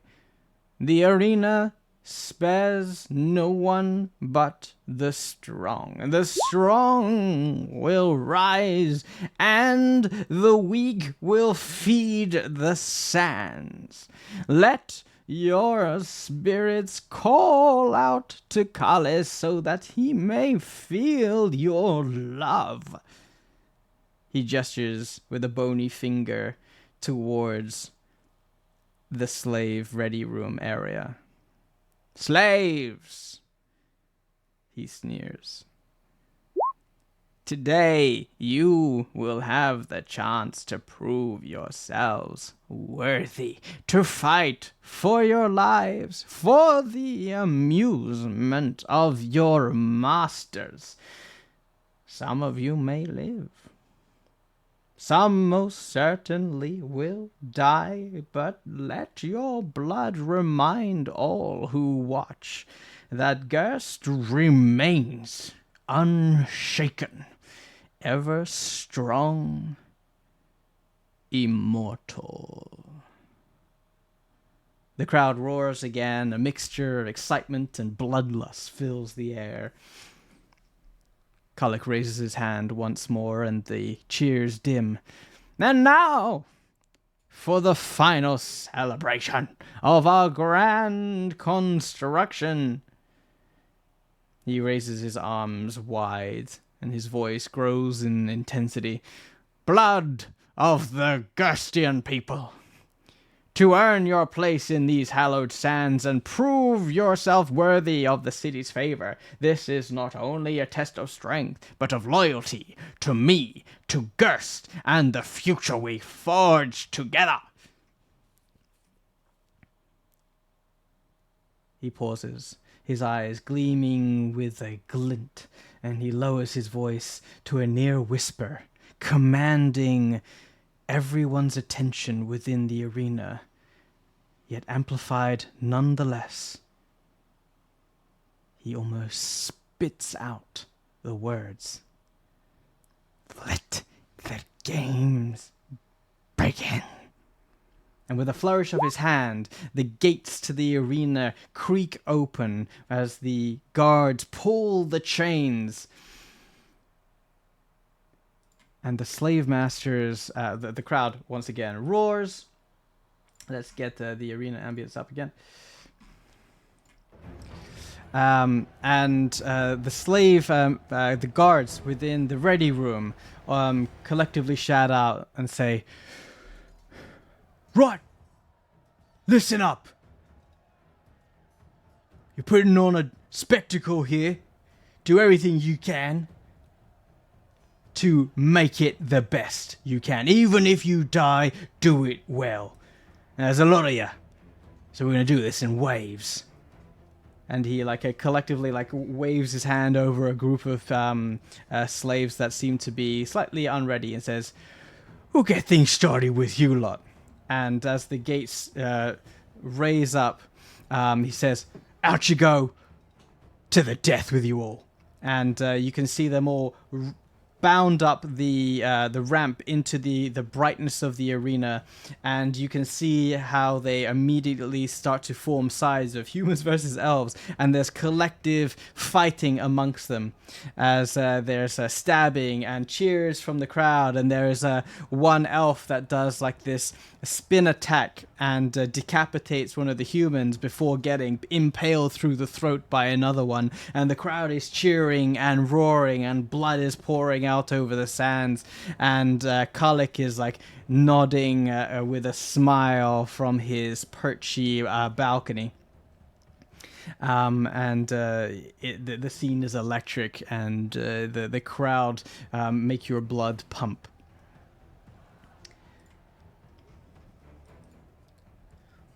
Aurora,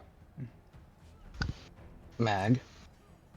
what color does Ilmater favor? Red, I assume? The blood of man, the gold of being built again. So red and gold, essentially. Yes. Why? Magram will put his hand on Aurora's shield. One side will glow blood red, and the other gold, casting light. Neat. Let's give these people a spectacle.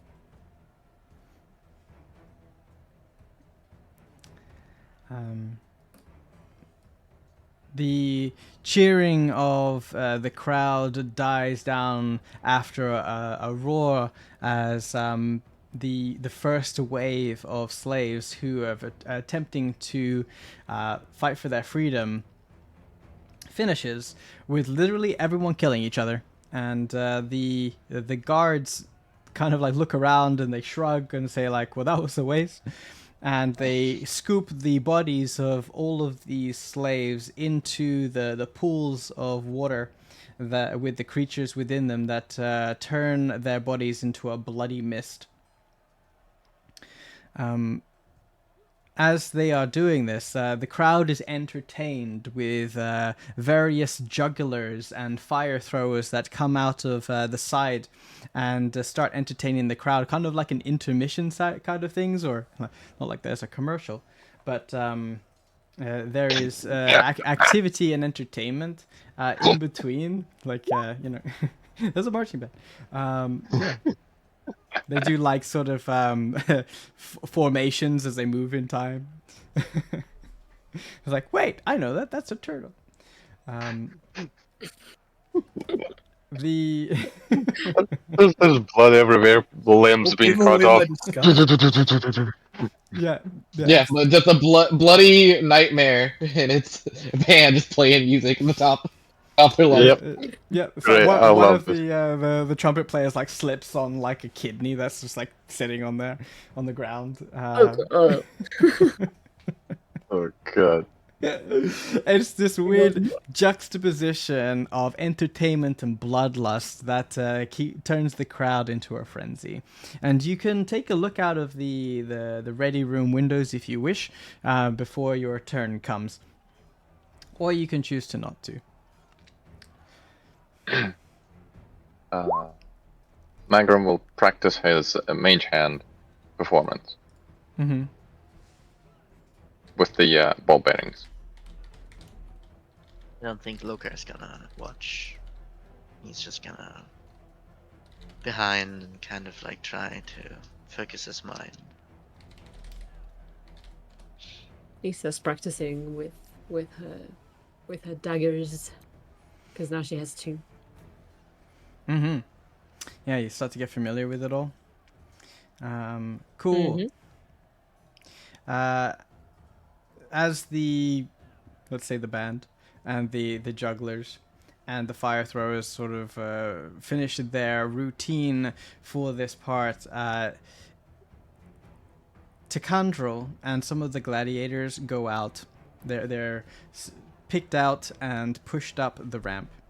And they in turn, you can see from your window that they are doing this feats of strength and like looking to the crowd, kind of like wrestlers do in like WWE. Like they're putting on a spectacle of strength. And it is against this ogre who is like a 1-on-3ing these humans. Takandrel kind of parry, like, not parry, Sam, sort of, like, what's the word? God, goes around the back of them. Like, it sort of like strafes them, strafes around the back of the ogre as like Grange and his partner start to taunt him, and Takandrel like taps his spear on the shoulder, and the ogre turns around, and then both Grange and his partner sort of like squat down, and they both punch the balls of this ogre like it's a punching bag. And the crowd roars in laughter as this ogre goes down. And Grange steps away with his partner, and Takandrel sort of wheel around and gesturing towards the crowd, and they feel like they are loving this. Then as the ogre tries to get up, he tries to bum rush Takandrel, who then immediately spins round and puts his spear on the floor with his foot jarring it, and it pierces right up through his ribcage, and he does a sort of like he's shoveling a hay bale, lifts the ogre over his head and catapults him off into the waters below. and Nice. then flourishes towards the crowd, and there's an eruption of cheering once more. Takandrel and Grange step off as the crowd applaud their endeavors, and go over to grab a quick breather. Then it is gesturing towards you guys. You are there within the ready room with some of the elves, some of the humans, and this foreigner, this gladiator, like half orc, who seems to be, looking quite vicious about wanting to spill some blood. And you all walk up collectively into the bright light, and for the first time see this crowd that is looking on and cheering, and the pendants and the banners are all like fluttering in the sun, and you can see Tithi and you can see Kalak, and you're all instructed by the guards to walk up to the center of the arena. And they say to you, up there, your event is don't die.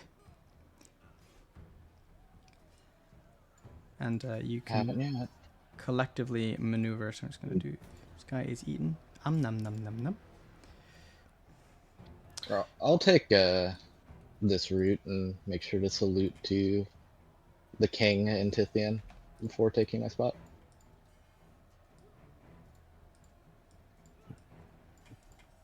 Magram is trying to put on a great show. He's waving. He's saying kisses out to the public, trying to get a good vibes going off from him. Is it possible that he can recognize Lilith to see if maybe she's amongst the crowd? Ooh, Sarah? you can certainly roll. There's quite a lot of people around there. Fair point. Okay, let's see. Perception? That's a good point. Mag is smart. Oh God! The Nope. mag is blind. I am blind. The light from the top of the ziggurat is seemingly making it very difficult for you to pick out anyone, like it's a big old spotlight in your face. Yeah. Okay. He's just waving around. Is there a certain noble I would know in the crowd, potentially? Perception check.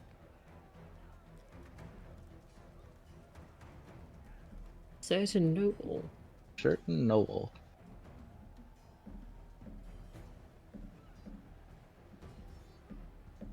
Oh, I'm also blind. It is a bright light. Strange how that works. Yeah. You don't manage to pick out a certain noble who you're trying to figure out if it's there, but you notice with a 10 that it seems like all walks of life from Gerst have arrived, and cheering in various different aspects, with both noble and commoner sitting next to each other without a care in the world. You also notice like the general population of Gerst is also kind of represented here, with a high proportion of orc and half orc and goblin, genasi of earth and fire. But there are a couple of others that are like foreigners. Like there are some tieflings here and there, and plenty of elves. But no one that you can really recognize. The faces start to blend to within each other. For Lokar, I don't think there is much of a spiel, if anything. The whole scenery has him agitated, and kind of. I mean, he doesn't know quite exactly what to do, but. Slaughtering of humans and elves and all that. It's just a lot of memories and feelings kind of rush him, and he is just trying to stay as indifferent as possible to everything. Mm-hmm. Okay. Just to make a point, like you weren't the last to leave the ready room. That's why there's these other tokens still around. Mm-hmm. to pretend that they're in the ready room. Okay. And mhm. The half orc walks over beside Magrum and puts his hand on your shoulder. Told you guys I'd be here. You. Magrum really wants to hug you, but he just gonna pat you on the back, wrap his hand around yours, and go for a hug anyway. I let you hug me for a second and then kind of push you off and make a show of it. Sorry, man. Sorry. You already recognize your voice. Oh, only 1 second of love, no more. No more. Let's do it. Magrum, what the hell are you doing hugging this big old dude? I mean, he's got Yeah, some Magrum muscles, man, with- but I didn't know you swung that way. Magrum swings both ways, and he will whisper to Nissa, saying, "That this guy is our turtle friend." Oh. And she will turn to Carrick and just give him a very small and tight nod and go, hmm?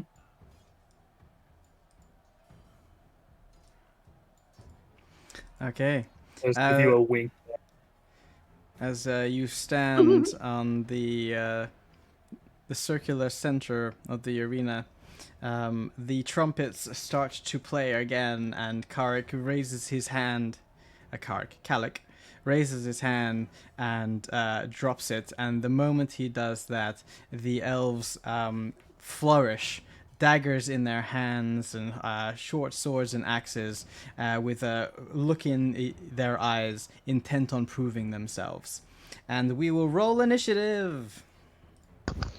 Yay! Try not to kill them. Yes. I like them.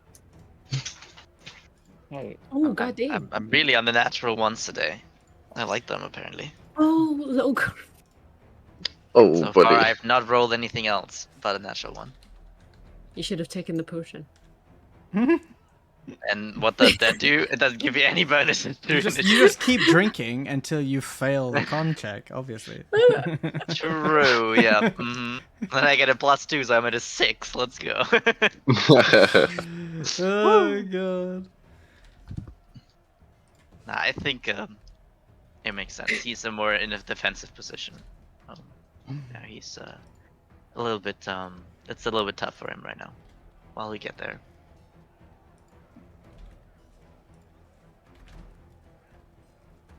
Dang, these elves.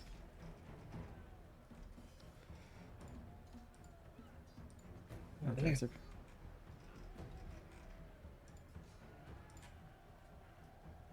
Oh, Jesus!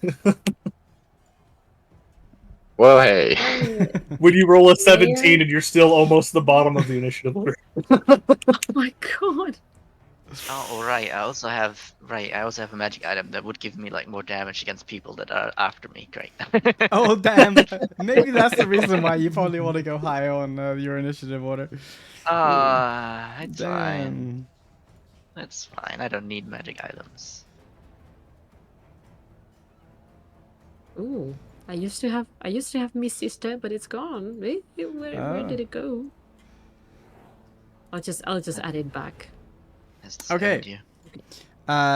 Nahab Hey. is going to immediately lock eyes with you, Aurora, and he's going to immediately rush up to you, and he's going to, as part of his multi-attack, he will first attempt to shove you on the ground.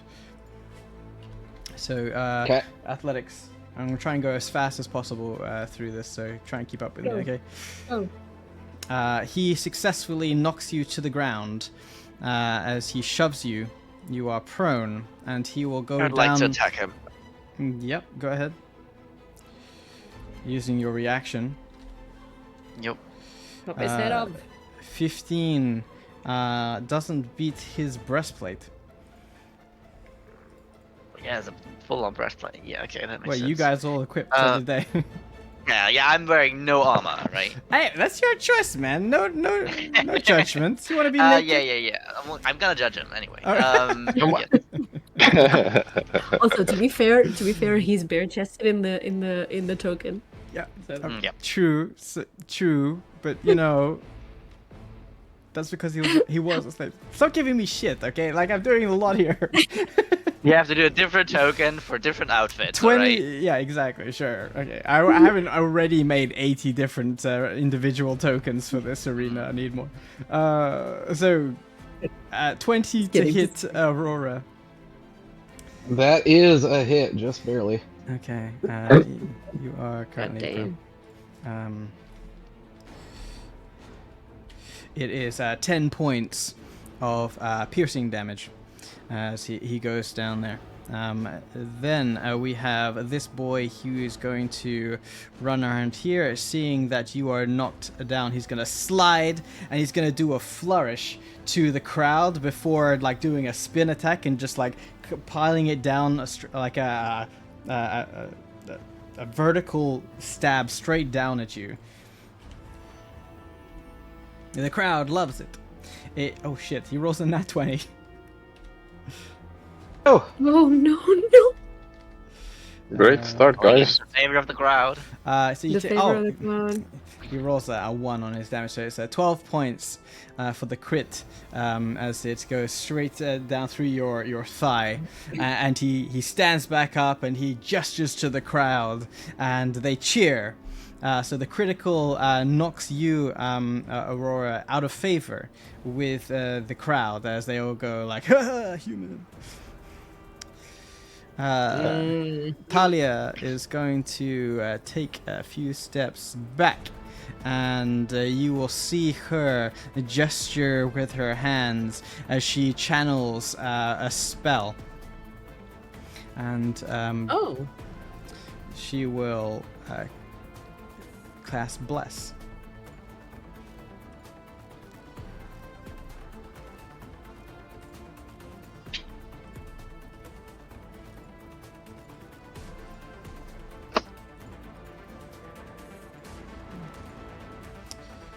Okay, where are so many tokens? Okay.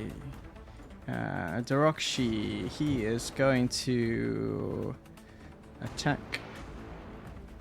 Yes, sir. oh,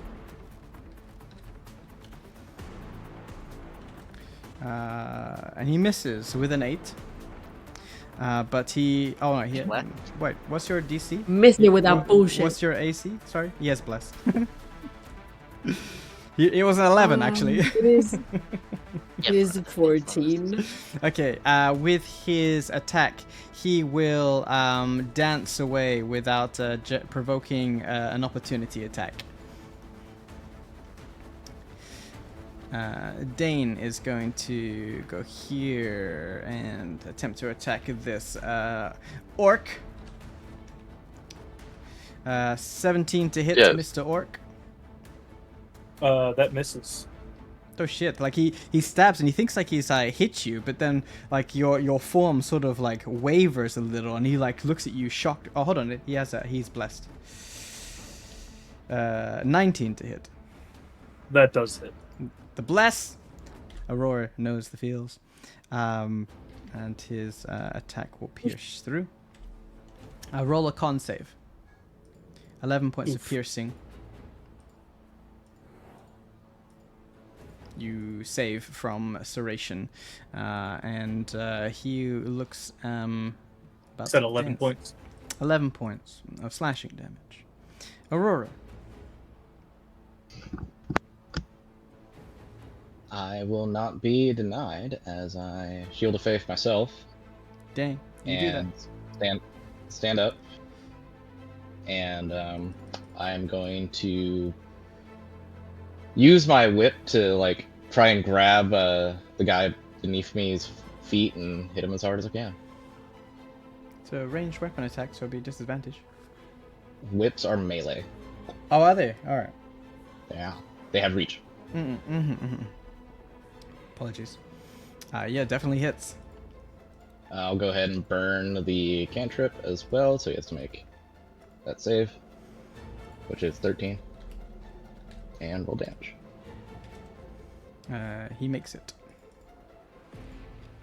The crack of thunder, like, shatters around and reverberates from the walls of the arena, and everyone goes ooh. And then action surge, and I'll swing at him with a Shentar dang. immediately afterward. Yeah. 23 hits.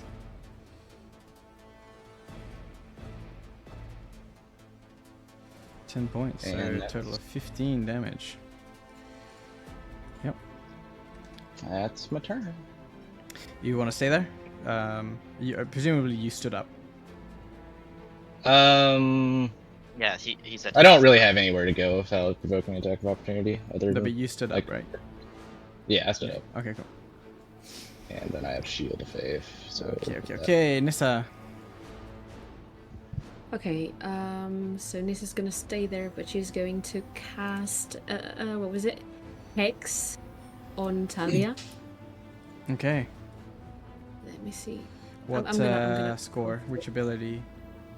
Ah, sorry. No. Forget the thingy. Wisdom. Okay. Well, it's only checks, just so you know, when you'd like, Yes, I know. Yeah. But not saves. but that was a bonus do charisma, action. so they have disadvantage on crowd checks, Yeah, or strength, so they can be like grappled. or strength, so they can't shove me down. That would be nice. Well, Talia, Or what do you want intelligence. to have you? Let Wait, you did it. It's fine. Intelligence. Yeah. Let Nissa that do was- what she needs to do. Sorry. Yep. That's your bonus action, right? Hex is bonus action. Yeah, that's a bonus action. And for the action, I'm just gonna. Oh, I lost Eldritch Blast. Oh my god, what happened? Maybe Sorry, they like guys. updated the spells and deleted the old Yeah. ones for some reason. Let me. Yeah, they did. They did. Yeah. Don't worry. That's I have it. annoying. I'll add it for you. I'm if you gonna like. cast. Oops. I'm gonna cast. No, I added it. I'm gonna cast Eldritch Blast on her, on Talia. Okay. Ask her. Go for concentration, baby. By the way, if I hit her, I deal. Well, I'm Hex gonna damage. roll. Yeah, you do act and this.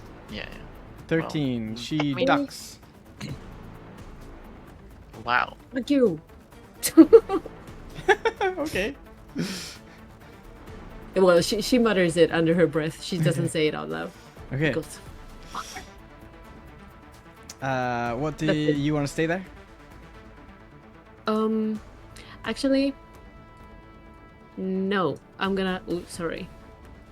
I'm gonna step away. Couple steps. Yeah, just there. All right. Karik.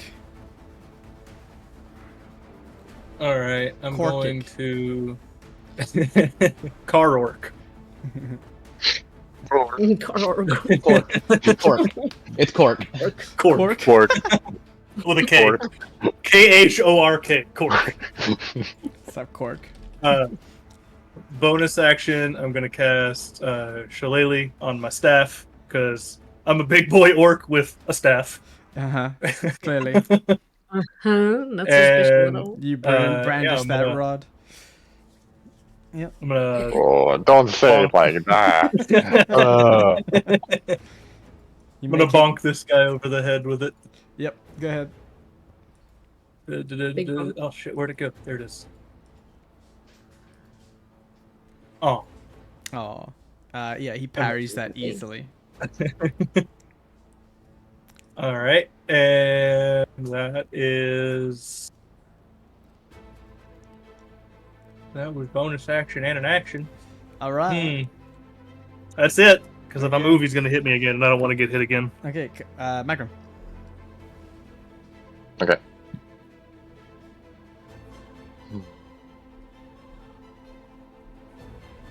Well, looks like they have that covered somewhat. Need to get rid of the concentration. Manger will throw his hands together and cast Magic Missile. Pew pew pew. Okay, so let's go pew pew. She First casts one at her. She casts shield. She casts shield. She does. Uh-huh. Okay. Then the other two go into the sky that Aurora hit. Okay. 5-3. 8 points. 5-3. 8 points. Nice. And Magnum is gonna... Finger guns. Finger guns. Oh, I know actually what I want to do. Magnum will, as he was doing that, dust kicks up in the face of this elf. He needs to make a strength save. There is no dust on here. The stone, whatever. Yeah, no, it's not got sand on it. It's just there's nothing to kick into his face. I'm using telekinetic. You looked at me, things, blah blah blah, blah blah blah. He needs to make a strength save or be pushed 5 feet away from Magnum. Okay. So like you make the action. Strength save. Strength save, yep. DC is. DC my spell save. He rolls 13. He fails. Oh dang. He's pushed nearly into the water. He's ranging. So how far does he get pushed? 5 feet. 5 feet there. Boop. It's on the edge. And like after casting Mage Magic Missile, there's no Magnum's casting of this ability. It just happens. As he does that, he moves by Nissa, and Okay. that's its turn. Lokar. Yeah, so Lokar was kind of hesitant with like what he's gonna do, and he kind of like takes too long to kind of react, and then he blinks twice, and he goes into a rage, and it's a bit different from what you usually see. It's instead of like bloodshot eyes, everything seems normal. It's almost like nothing happens, but he seems like before he was like a little bit like nervous, agitated, and now he is just indifferent, and he's going to attack Neef. Okay. So first attack. Nope. Bonus action attack. Nope. I Oh, cannot dang. roll above 10. Oh man. Duck, And dip, dive, and dodge. And he's gotta stay there. Okay. Yup. Great turn. Now we gotta wait for a while again. That's me. Okay. Just a reminder, the crowd is obviously watching. You have trained to please the crowd, but it's up to your choice. Yeah, like if you- let me have a turn where Lokar is not like on full crowd pleasing. Okay, no worries. Okay, Nea's turn. He needs to get into the game. He is going to he's gonna attempt to move. So you can certainly he's gonna disengage. But his Well, movement that doesn't matter to me. it doesn't matter to you. It matters to Aurora. So, but obviously we'll see if he actually if he does move. Roll to attack. Yeah, If you definitely want to. use disengage though. Yes, I will. Get him. Okay. Come on. There it Hit. is. He stays put. Yes, 13 points of slashing damage. There he is. That's the barbarian. Yeah, you catch him on his back as he attempts to move, and he feels compelled to stay here. And he says, "Well, if that's how you think you want it," and he is going to like look at you, Lokar, and as his second action, he's going to attempt to stab Aurora.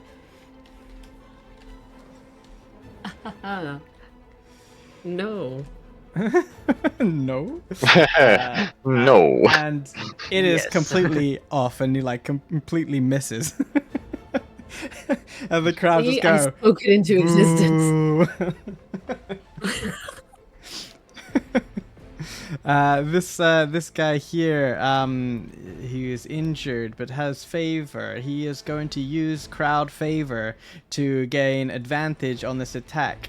But he will look to the side and see like there's other people needing to be approached, and he will leave your space, Aurora, if you wish to provoke opportunity. I would like to. I would like to knock him down if I can. Opportunity attacks are just like a slash, not a special attack. Oh, can I not replace like for a grapple? No. It's like it's a melee It's fine. attack. That's fine. I had the Yeah, strength otherwise for that that. would let Sentinel kind of. No, I'm gonna Unless miss you it. had like Warcaster, which then you can use a cantrip. But he dodges out of the way of your slash, and he like does a sort of half cartwheel towards you, Magrim, and he's going to use that advantage to attempt to get under your skin.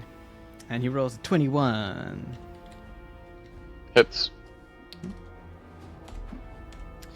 It is should have taken note. 6 points of piercing damage. Yeah. He used his favor. Okay, Talia, what are you gonna do? What you gonna do, Talia? Good girl. Bad girl. She's a good girl. She's blessed. Naughty, naughty. Why? Why? Bad elf. No, she's a good elf. I cast rolled up newspaper. Spiritual weapon. Rolled up newspaper. She like turns her hand, and she's going to cast flame bolt at Lokar. Right.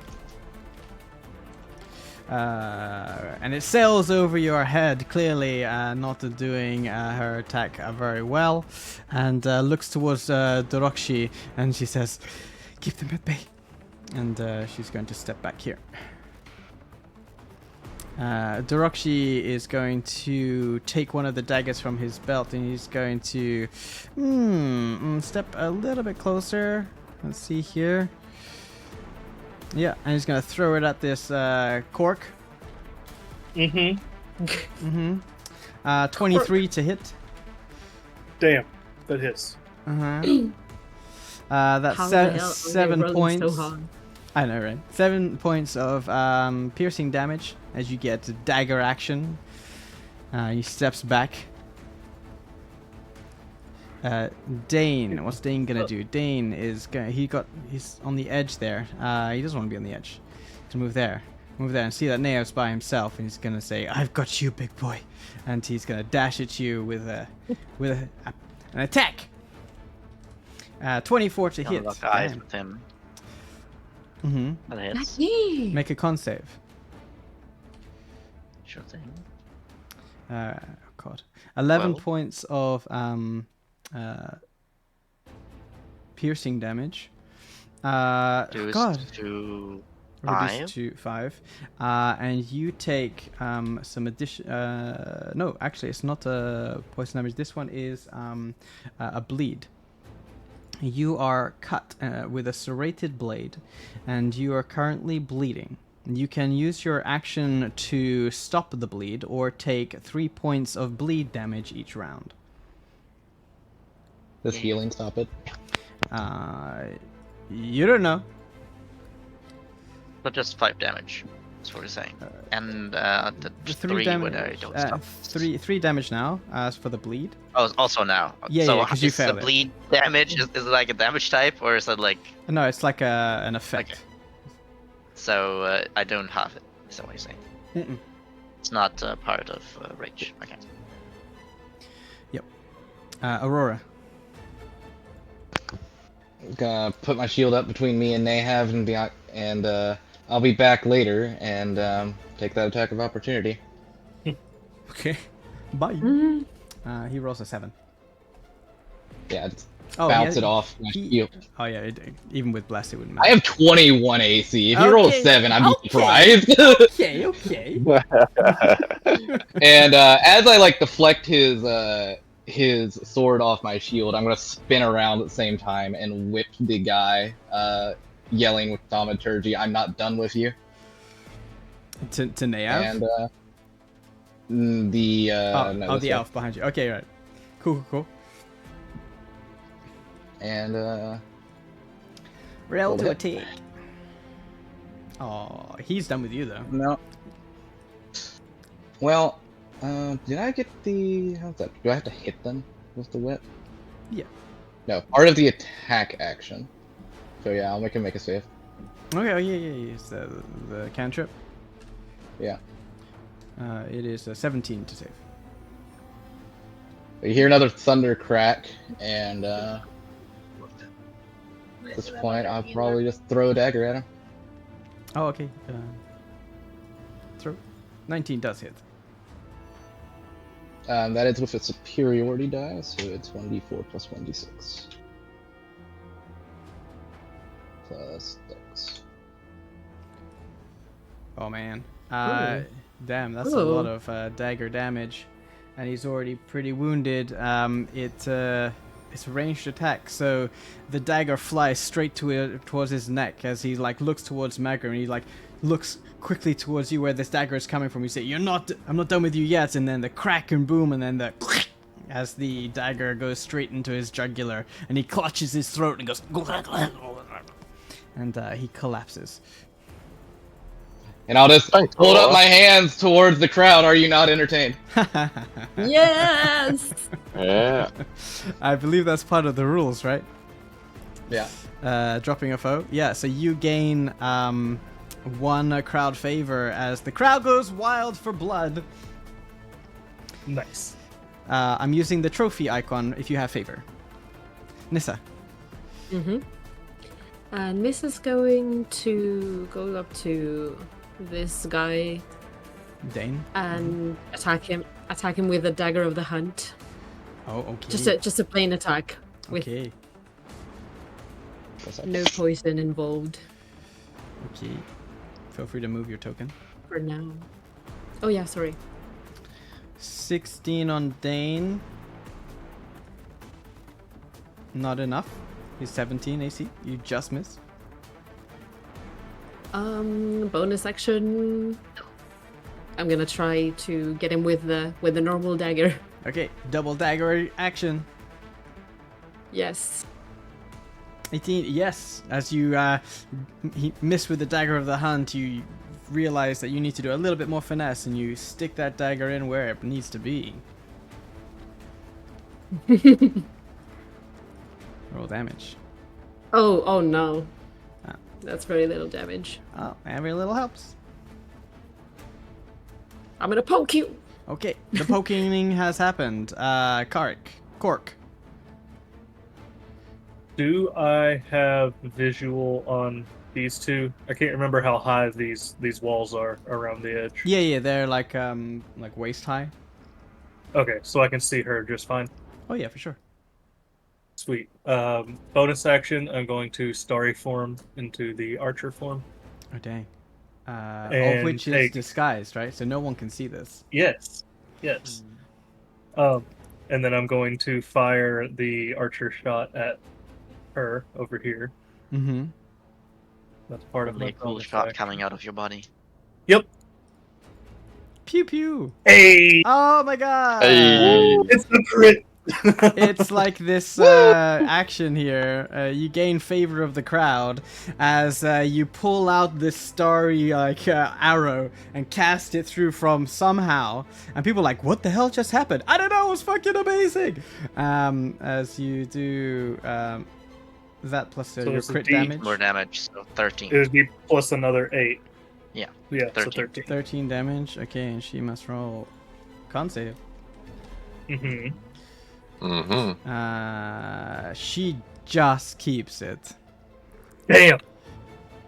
Ah, All right, that's all right. Then There's I a will bonus action, move.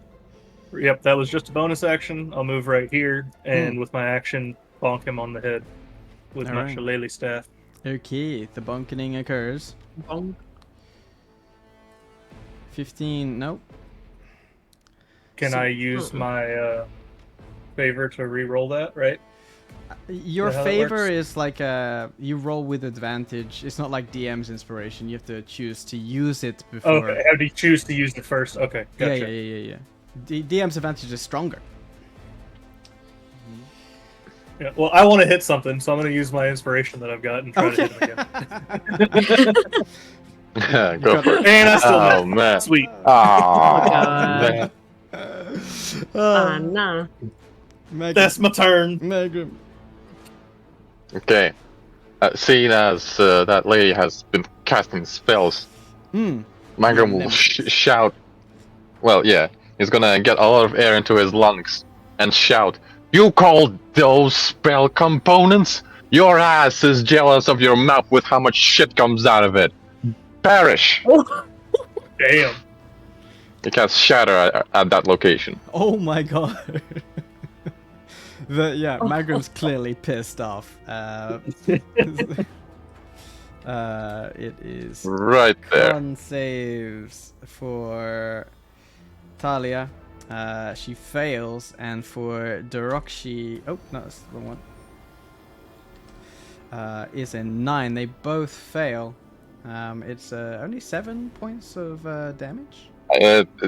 Dude, give me a break. Don't be mean. No, I'm just surprised from Only a 7 second. It's a higher level cast.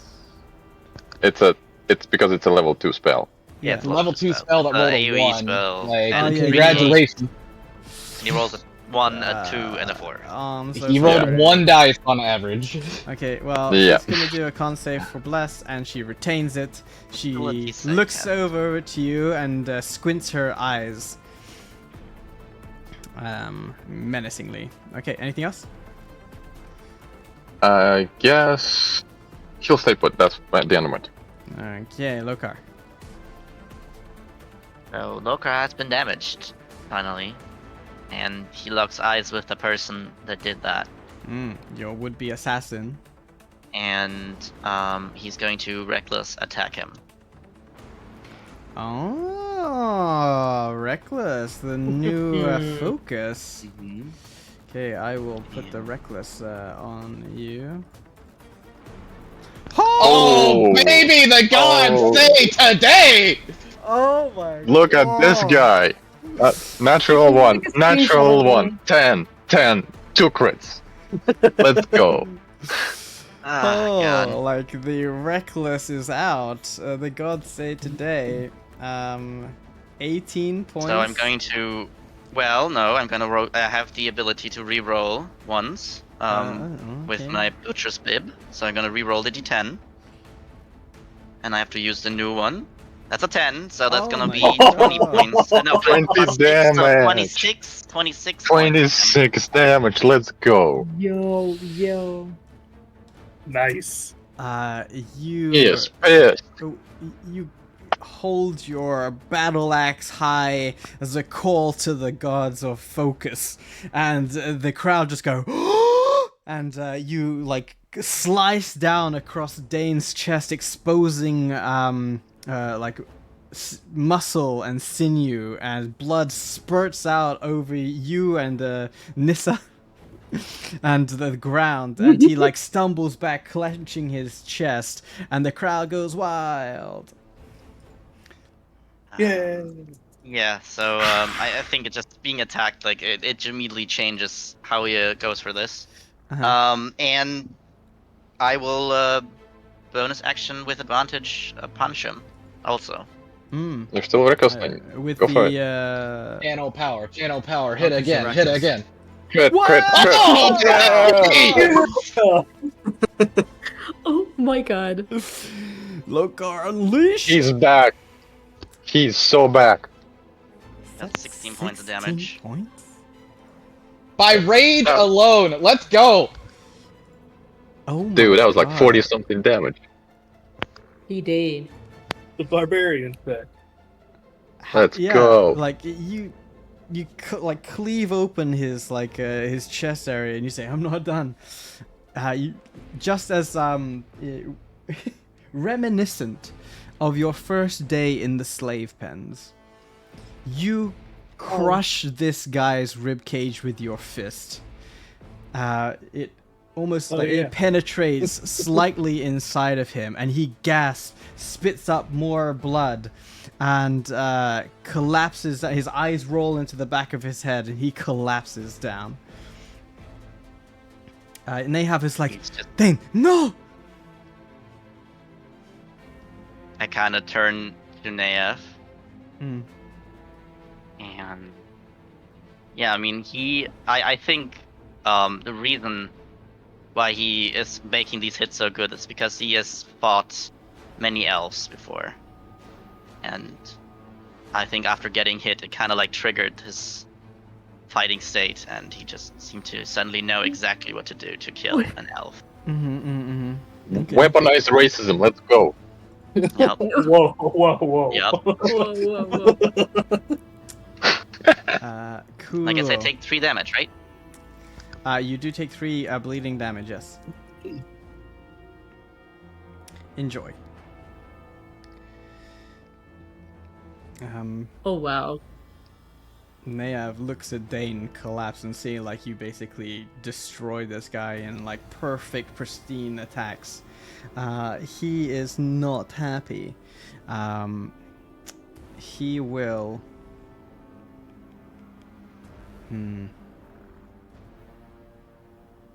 What's he gonna do? Backflip. Whoa, Finger flip. guns. Unhappily. Seeing that you like made yourself vulnerable to the opening, he is going to attack you with advantage in revenge. He rolls a 23. That hits. Hmm. And the second attack. That's 9 points of piercing damage. And the second one is a 21 to hit. 4. That hits. And that's 4 points of damage. Reduced to 2. And what's he going to do? He's going to attempt to step back this way. I'm going Like, to I attack will him. make an attack of opportunity with the whip. Because you have range, yeah. And Yeah. he's For like, each advantage. reach. I reach. still have reckless, right? It stays. I can choose it at my turn. It doesn't work for opportunity attacks, I think? Oh, during this turn. Yeah. Yes, Yeah, it's never during mind. the turn. Yeah, you're thinking of 1D&D rules. Never mind. Then I'll use my favor to have advantage, Okay. What? and I'll crit. Hey, Fucking Nice. What the Let's- heck? he does. Dude, Reroll the Let's d10 again. go. he was made for Whoa. this. So that is going to be 22 points of damage to him, 22? Oh my god. and I just 22. keep the favor. You do. You do. Oh man. You know what? I want to roll again too. I want to see if I get the crit. I'm so inspired right now. Nope, I just get a 19 again. It's little card day. To be fair, I did mention it to Karik, so you would have to call that you're using it beforehand. So I will prevent that. Like keep your favor, but call if you before you do it, as like because you have to do it like from a perspective of you're doing some sort of action to gain curry with a like curry favor. So Yeah.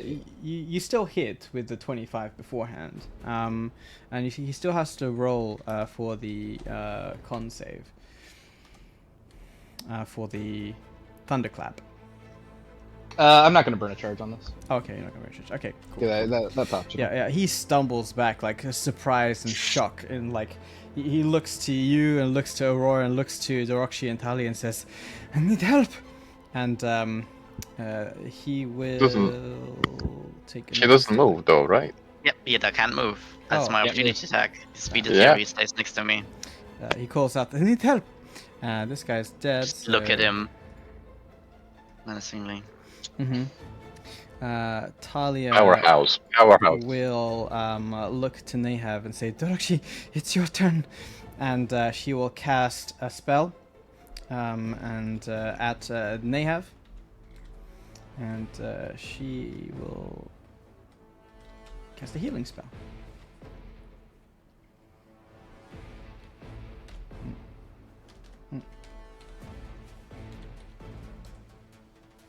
And he looks slightly better. As a healing word comes out to him. And Dorokshi would nod at Talia and say, stay safe, I've got this. And he doesn't have this. He's gonna rush in towards Lokar in revenge. And he will do an attack with advantage. It is a 13 to hit. Misses. He don't got this, and he's looking panicked. He says like, Nahav, what do we do? Dane is dead. Aurora. Get the mage. Nahav is mine. And I'm Okay. going to pull out both weapons and go for Nahav. Key. So wherever D&D Beyond went. The crowd is like cheering for Lokar. They don't know your name at this point, but they go Never. we're gonna make up a name for you. They call you. Yeah. Oh, what? What is this? I said Nahav Oh is mine. What is this bullshit? Oh my god. Nahav is mine. Oh my god. Okay. So many crits. Guys, I Crit got after crit after crit after crit. animosity. Crit after crit. So a total of 14 damage on that one. He's still up. I'm going for him again. Yeah, Who are you he was attacking, Aurora? healed a little bit. He's attacking Nahav. Oh, Nahav. Yeah. Go down, Nahav. 16 is just his AC. Get his ass. 7. You find an open spot, in the side of his breastplate as you thrust your dagger in. And he gasps. He spits blood into your face and says, "I'll die free." No, I have no intention of killing you, Nahav.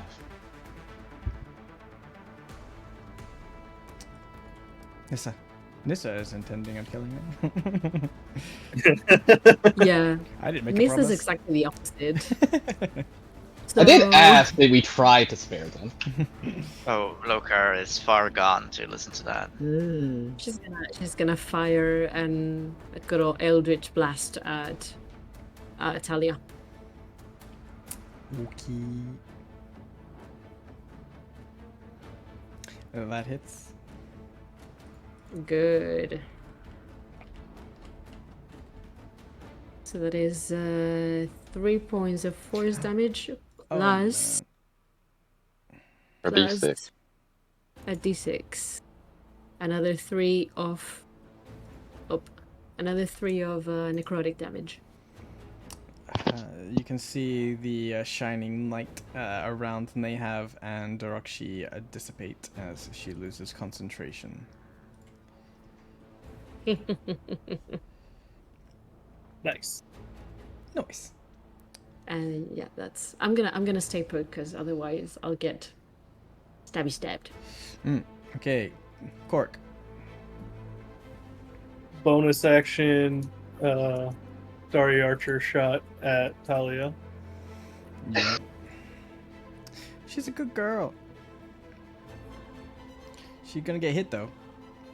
Yep. Oh. Oh,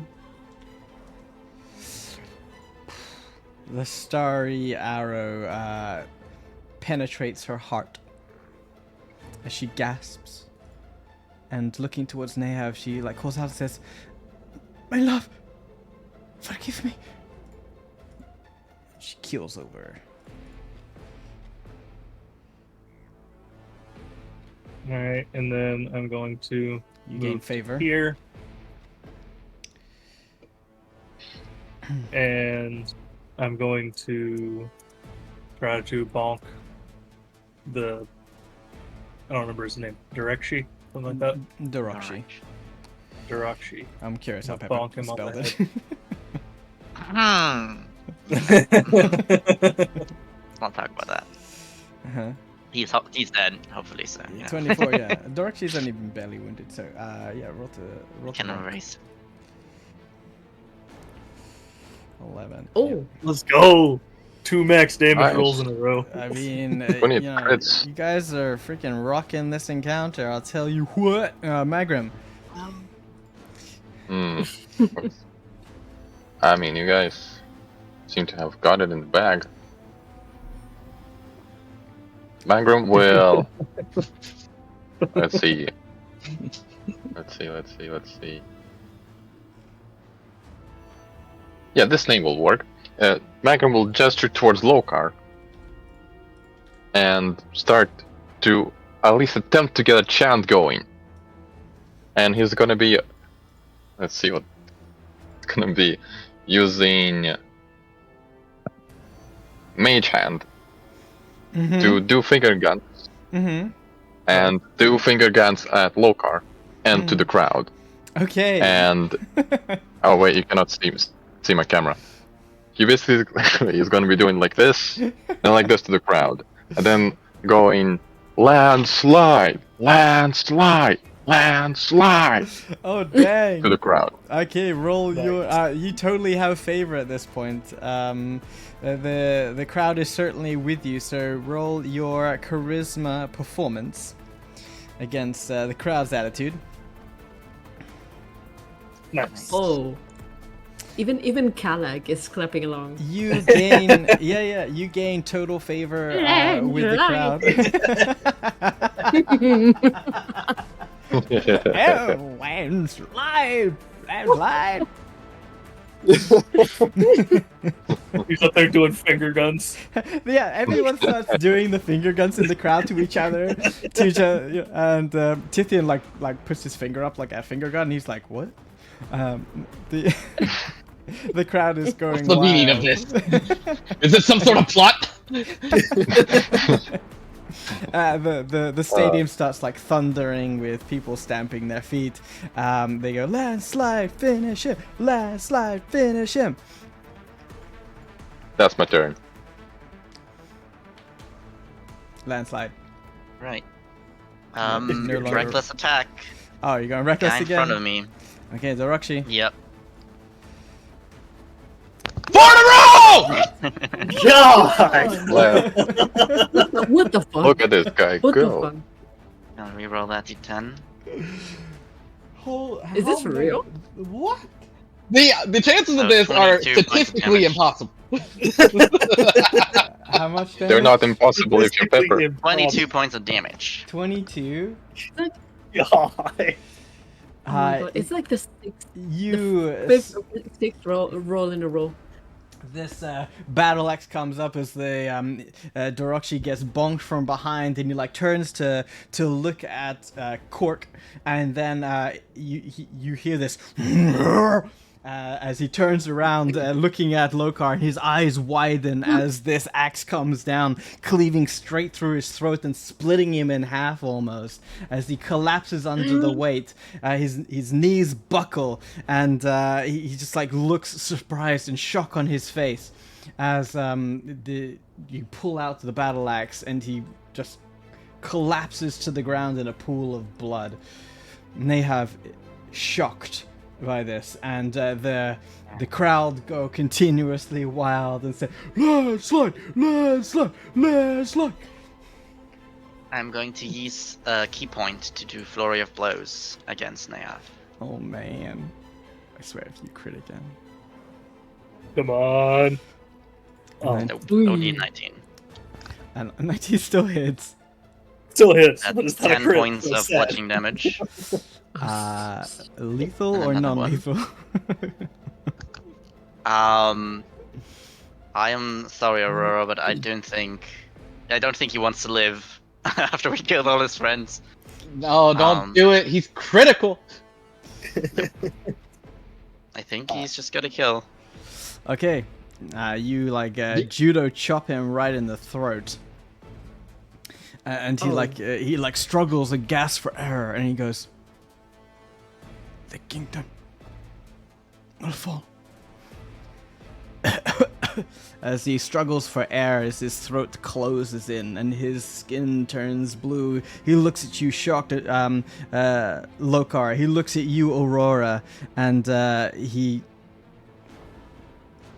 collapses to the ground as the crowd drowns out any other words that he could potentially say. The voices echo around the arena. It's almost deafening, the sound that they give. And Oh. you bask in the applause and the cheering, with people finger gunning. And Kalik stands up and he applauds very frailly by tapping the backside of his other hand. Like very gentle, and you can hear as he like does a twist in the air. It says with thaumaturgy, "Very entertaining. Release the hounds." And you hear the chain first from the north open up as other slaves are pushed out, and you have the remainder of the group come out as these other elves sort of like motion and run up this way. Grange, Takandrel, and I keep forgetting this guy's name, but Fatty Boy rush up this side. Ludmig. Thank you. Hello, Nick.